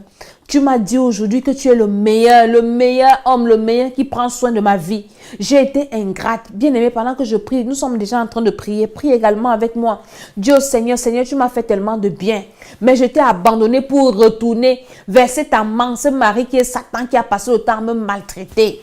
Aujourd'hui, je me répands, Seigneur. Je veux être à toi. Je veux prendre la décision de t'aimer, d'apprendre à te connaître. Et pour connaître Dieu, c'est dans sa parole. Seigneur, je veux apprendre à te connaître. Je veux apprendre à te faire plaisir. Je veux apprendre à te servir. Je veux apprendre. Je m'engage dans cette fin d'année à me réconcilier avec toi. Pardonne-moi, Seigneur. Demande pardon au Seigneur. Demande pardon au Seigneur là où tu es tombé. Toi-même, tu connais. Là où tu as été ingrate avec le Seigneur, là où tu n'as pas mis sa parole en pratique, là où tu n'as pas évangélisé, le manque de pardon, demande pardon au Seigneur dans le nom de Jésus-Christ. Merci Seigneur parce que tu nous pardonnes de tous ces péchés dans le nom de Jésus-Christ. Amen. Tu as demandé pardon au Seigneur. Maintenant, demande au Seigneur de donner la force d'aller demander pardon. D'aller demander pardon à tout ce que toi tu as offensé. Tu les connais. Peut-être tu as honte. Dieu Seigneur d'enlever la honte. Entre la honte que tu peux avoir là, et l'enfer que tu vas aller brûler toute l'éternité, tu choisis quoi? Mieux la honte, mieux tu te moques de moi, mieux tu m'insultes, mais je vais partir au ciel. Toi tu vas aller en enfer. Donc demande au Seigneur la force. Dis Seigneur, donne-moi la force d'aller demander pardon à toutes les personnes que j'ai offensées. Si j'ai oublié Saint-Esprit, rappelle-moi que tu avais offensé tel. Va demander pardon. Et vous allez gagner plusieurs. Les gens vont voir que, l'homme qui est orgueilleux ici, la femme qui est orgueilleuse, elle va me demander pardon. Et quand tu vas évangéliser la personne, tu vas la gagner à Christ. Parce qu'elle va voir le changement. Nous prions au nom de Jésus. Seigneur, donne-nous la force, donne la force à un homme, donne la force à une femme d'aller demander pardon à une personne qu'elle a offensée. Dans le nom de Jésus-Christ de Nazareth. Seigneur, à partir de ce soir, donne la force. Crée le lien crée les circonstances favorables, afin que Seigneur, ton serviteur, ta servante, aille demander pardon à cette personne, à cet enfant, à cet adulte qu'elle a offensé, dans le nom de Jésus-Christ. Donne le courage, mets les mots dans sa bouche et dispose également la personne à la recevoir, dispose la personne à la pardonner, dispose la personne à l'écouter, dispose la personne également à être touchée pour te recevoir, dans le nom de Jésus-Christ. Amen. Maintenant, tu vas invoquer le sang de Jésus-Christ pour laver ton cœur. Avant le sang de Jésus, toi aussi, demande au Seigneur de t'aider à pardonner. Dis au Seigneur que tu pardonnes. Les gens t'ont fait du mal. Toi aussi, pardonne. Parce que comme tu vas aller demander pardon aux gens, il y en a qui viendront aussi te demander pardon. Même s'ils ne te demandent pas pardon à toi, parce que tu as écouté la parole de Dieu, toi, pardonne à ces personnes. Dis au Seigneur, Seigneur, ouvre mon cœur et que tous les prisonniers de mon cœur sortent. Je pardonne à tous ceux qui m'ont offensé. Je pardonne à ma famille qui m'a rejeté. Je pardonne à ma belle famille qui m'a rejeté. Je pardonne à mes enfants qui m'ont rejeté. Je pardonne à tous ceux qui m'ont insulté. Je pardonne à tous ceux qui m'ont critiqué. Je pardonne à tous ceux qui m'ont abandonné. Je pardonne à tous ceux qui m'ont calomnié. Je pardonne, Seigneur. Je prends l'engagement ce soir de pardonner à toute personne dans le nom de Jésus-Christ de Nazareth. Et c'est au nom puissant du Seigneur Jésus que je libère tous les prisonniers de mon cœur. Sortez de mon cœur. Mon cœur est libéré de toute rancune, de toute amertume, au nom de Jésus-Christ. Amen. Maintenant, tu invoques le sang de Jésus, le sang de l'alliance, le sang qui chasse l'esprit de mort, le sang qui restaure. Commence à invoquer le sang de Jésus dans ton cœur, dans ton âme, dans ton esprit, dans tes pensées, dans tes projets, dans ton avenir. Invoque le sang de Jésus maintenant, dans ta maison, sur tous tes proches. Invoque le sang de Jésus sur eux, dans le nom de Jésus-Christ de Nazareth. Lave leurs âmes dans le sang de Jésus. Ça fait que si l'âme de quelqu'un avait été sacrifiée, à cause du sang de Jésus, l'âme de cette personne sera restaurée. L'âme de cette personne sera rejetée, sera rachetée. Au nom de Jésus, j'invoque le sang de Jésus sur l'âme de mon mari, sur mon âme, sur l'âme de mes enfants, dans ma famille, mes frères, mes soeurs, dans ma belle famille maternelle, paternelle. J'invoque le sang de Jésus. J'invoque le sang de Jésus dans mon entourage, mes enfants spirituels. J'invoque le sang de Jésus dans le monde entier. Tous mes enfants spirituels, le sang de Jésus vous couvre. En cette fin d'année, Satan ne va pas sacrifier vos âmes. Aucune de vos âmes ne seront sacrifiées. Aucun de vos sangs ne sera bu. Aucune de vos chairs ne sera mangée. Commence à prier. Commence à prier. Commence à prier. Invoque le sang de Jésus sur toute personne. Commence à citer leur nom. Cite leur nom. Tu appelles tel. J'invoque le sang de Jésus sur ton âme. Je relis ton cordon d'argent. Satan ne va pas te sacrifier. Quelle que soit la liste sur laquelle ton nom est inscrit, le sang de Jésus là efface ton nom. Parce que si ton nom est inscrit, ça veut dire que ton âme est captivée. Ton esprit est captivé. Invoque le sang de Jésus dans toutes les listes. Partout là, il se retrouve, dans les cercles mystiques, dans les temples sataniques, au nom de Jésus, dans les maisons d'envoûtement, au nom de que ce soit sous l'eau, sur la terre, dans la lune, partout là, ils ont écrit ton nom, ou bien mon nom, ou bien le nom de ma membre de ma famille, qu'ils ont pris l'initiative de sacrifier un domaine de sa vie, sacrifier les enfants. Le sang de Jésus maintenant, bien-aimé, invoque le sang de Jésus, invoque le sang de Jésus. Le sang de Jésus efface. Le sang de Jésus efface tous les noms, partout là où ça se trouve, dans les villages, dans le village de mon père, j'efface mon nom, j'efface, avec tous les noms des miens, au nom de Jésus-Christ de Nazareth. Personne ne mourra, personne ne sera sacrifié. Dans le village de ma mère, efface dans tous les villages, le village de ton père, le village de ta mère, si tu as un mariage dans tes deux villages de belle famille, au nom de Jésus, efface. D'autres sont sacrifiés dans les lieux de service. Tu as un patron mystique. Vous travaillez, il s'enrichit, vous êtes toujours pauvre. Vous ne savez pas ce que vous faites avec l'argent. Et il s'amuse à sacrifier certaines personnes. Vous avez déjà perdu beaucoup de collègues. Vous vous rendez compte, les collègues ne font que mourir. Ils meurent. Pourquoi? Parce qu'ils sont sacrifiés. Invoque le sang de Jésus-Christ de Nazareth. Le sang qui chasse l'esprit de mort, le sang qui restaure, le sang qui libère, le sang qui délivre, le sang qui chasse l'ange de la mort. Invoque le sang de Jésus dans ta famille, dans ma maison, le sang de Jésus-Christ de Nazareth, sur mes enfants, le sang de Jésus, sur mon mari, le sang de Jésus, sur mes frères, sur mes soeurs, sur nos petits, nos enfants, le sang de Jésus. Invoque le sang de Jésus, le sang de Jésus, le sang de Jésus, le sang de Jésus restaure, je trempe toutes les âmes dans le sang de Jésus. Jésus. Les esprits dans le sang de Jésus. Les corps dans le sang de Jésus. Les pensées, je relis les cordons d'argent. Le sang de Jésus, le sang de Jésus. Pas de mort, pas de mort. Satan, tu ne vas marcher personne. Aucune de ces personnes n'ira en enfer. Au nom de Jésus-Christ, je ferme la porte du séjour de mort. Je chasse l'ombre de la mort. Je chasse l'ange de la mort avec le sang de Jésus. À cette fin d'année, sur une liste quelconque, une liste d'envoûtement, une liste d'échecs, une liste de mort subite, une liste d'accidents, le sang de Jésus, le sang de Jésus, le sang de Jésus, les listes des maladies, des gens qui vont mourir par maladie, mourir par accident, mourir par crise cardiaque, mourir par assassinat, attentat, le sang de Jésus, le sang de Jésus, le sang de Jésus, le sang de Jésus. Bien-aimé, invoque le sang de Jésus, invoque seulement le sang de Jésus. C'est le sang de Jésus qui efface ces listes, qui efface ces noms. Il est écrit dans Colossiens 2, le verset 14. Il a effacé l'acte dont l'ordonnance nous condamnait, dont les ordonnances nous condamnaient, qui subsistait contre nous. Il a détruit en le clouant à la croix. C'est qui ça, Jésus? Dans ta famille, bien dans toutes ces choses qu'on a citées, il y a des lois dont les actes te condamnent. Te condamnent à la stérilité, te condamnent à la souffrance, te condamnent à l'incrédulité, te condamnent aux maladies, te condamnent. La liste est longue. Toi-même écrit, on te condamne à quoi? La Bible dit que Jésus a déchiré cela. Comment déjà pas effacer ton nom par le sang de Jésus? Et maintenant tu déchires la liste pour sauver les autres qui sont aussi là. À cause de toi, Dieu doit libérer plusieurs.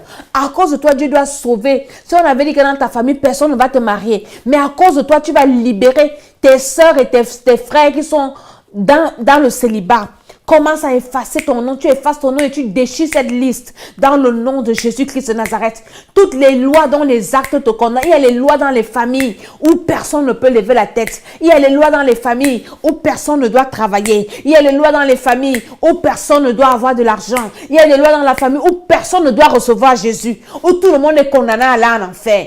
Que ces lois soient déchirées, tous ces actes dont les ordonnances condamnent les membres de ta famille, que ces actes soient déchirés dans ton ministère. Commence à prier pour tes enfants spirituels. Au nom de Jésus-Christ de Nazareth, personne dans mon église ne mourra. C'est en cette fin d'année, que ce soit au Cameroun, que ce soit partout. Personne, aucun enfant spirituel ne va mourir. Dans le nom de Jésus-Christ de Nazareth, tous les actes dont les ordonnances les condamnent, je déchire ça, j'efface leur nom, les noms de leurs enfants, au nom de Jésus-Christ de Nazareth, par l'autorité de Jésus-Christ. Commence à prier pour ta famille, prie pour les membres de ta famille, pour tes frères, pour tes soeurs, pour tes enfants, prie même pour tes voisins, prie même pour tes collègues de service, dans le nom de Jésus-Christ de Nazareth. En cette fin d'année, ils doivent être restaurés. Si le nom de quelqu'un se trouve quelque part, que ce nom soit effacé maintenant avec le sang de Jésus et que la liste sur laquelle un nom, pareil nom figure, que cette liste soit déchirée au nom de Jésus-Christ de Nazareth. Au nom de Jésus-Christ de Nazareth.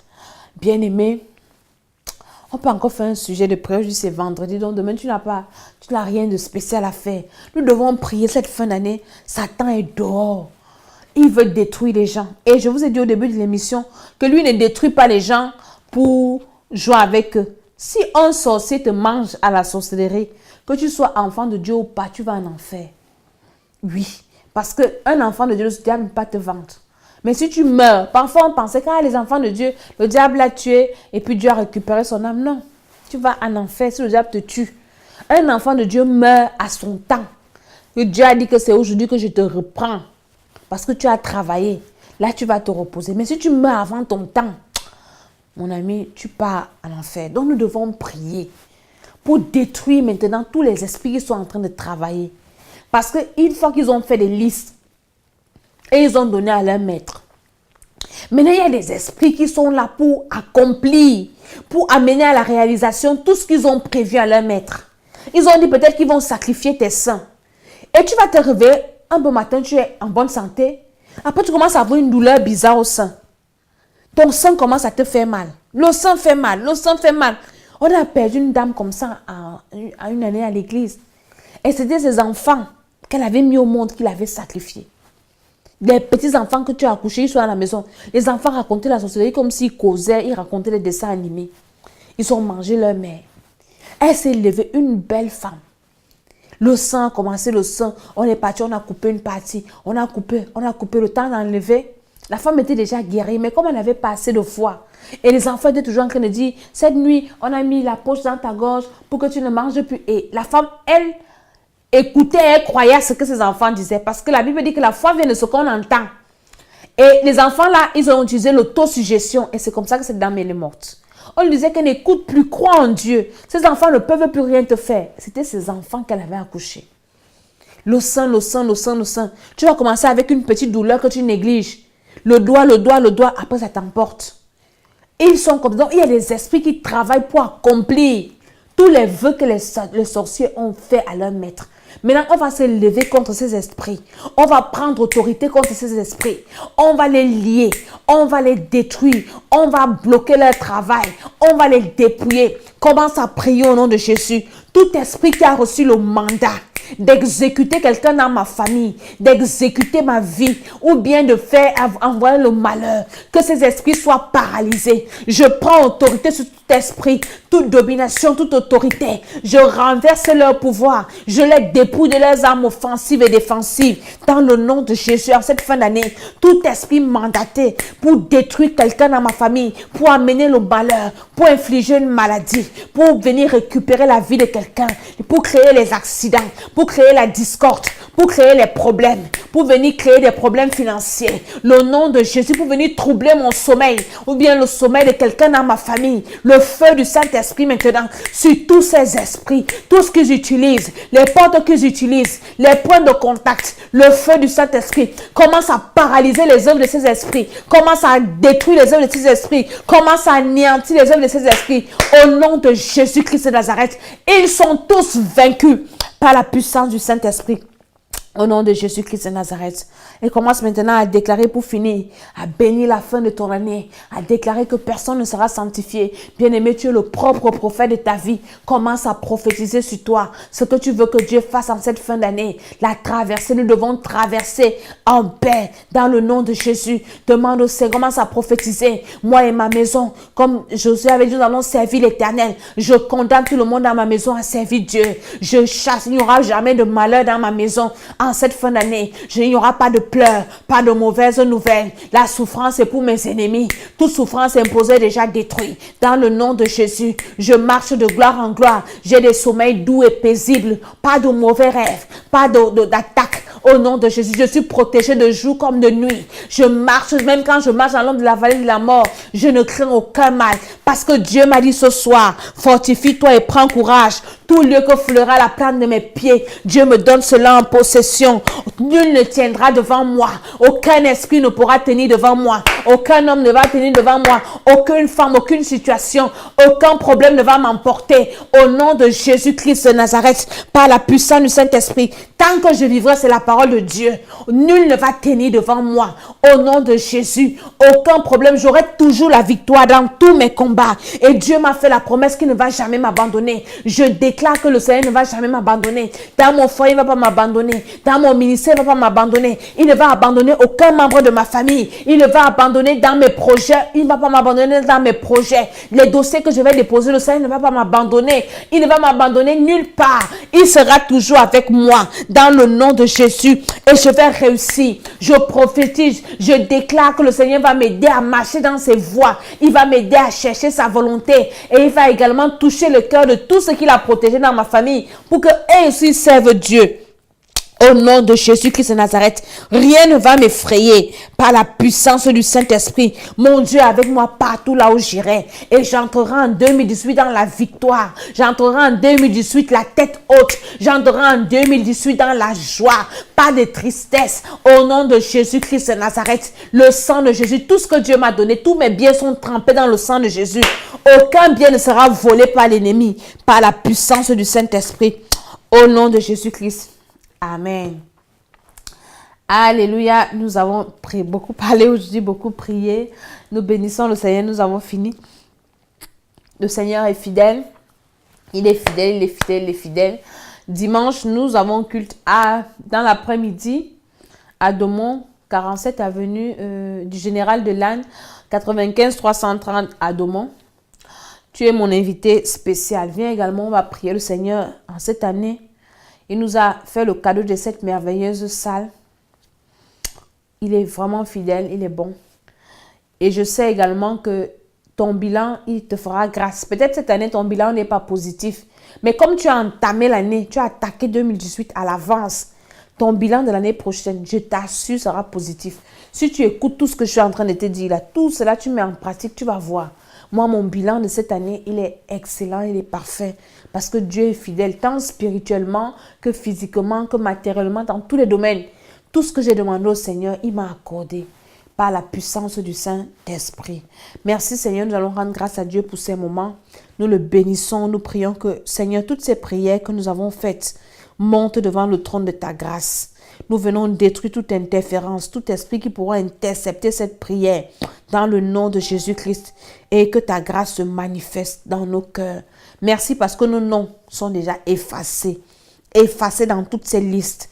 Personne ne mourra. Satan, tu m'as récupéré personne. Je dis bien personne. Dans le nom de Jésus-Christ, vous allez manger votre propre chair et boire votre propre sang.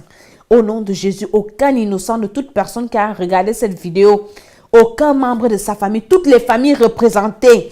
Toi qui as regardé, tu as une famille représentée. Toute ta famille est protégée dans le nom de Jésus. Comme Dieu a protégé la famille de Rahab, il protège également ta famille au nom de Jésus-Christ.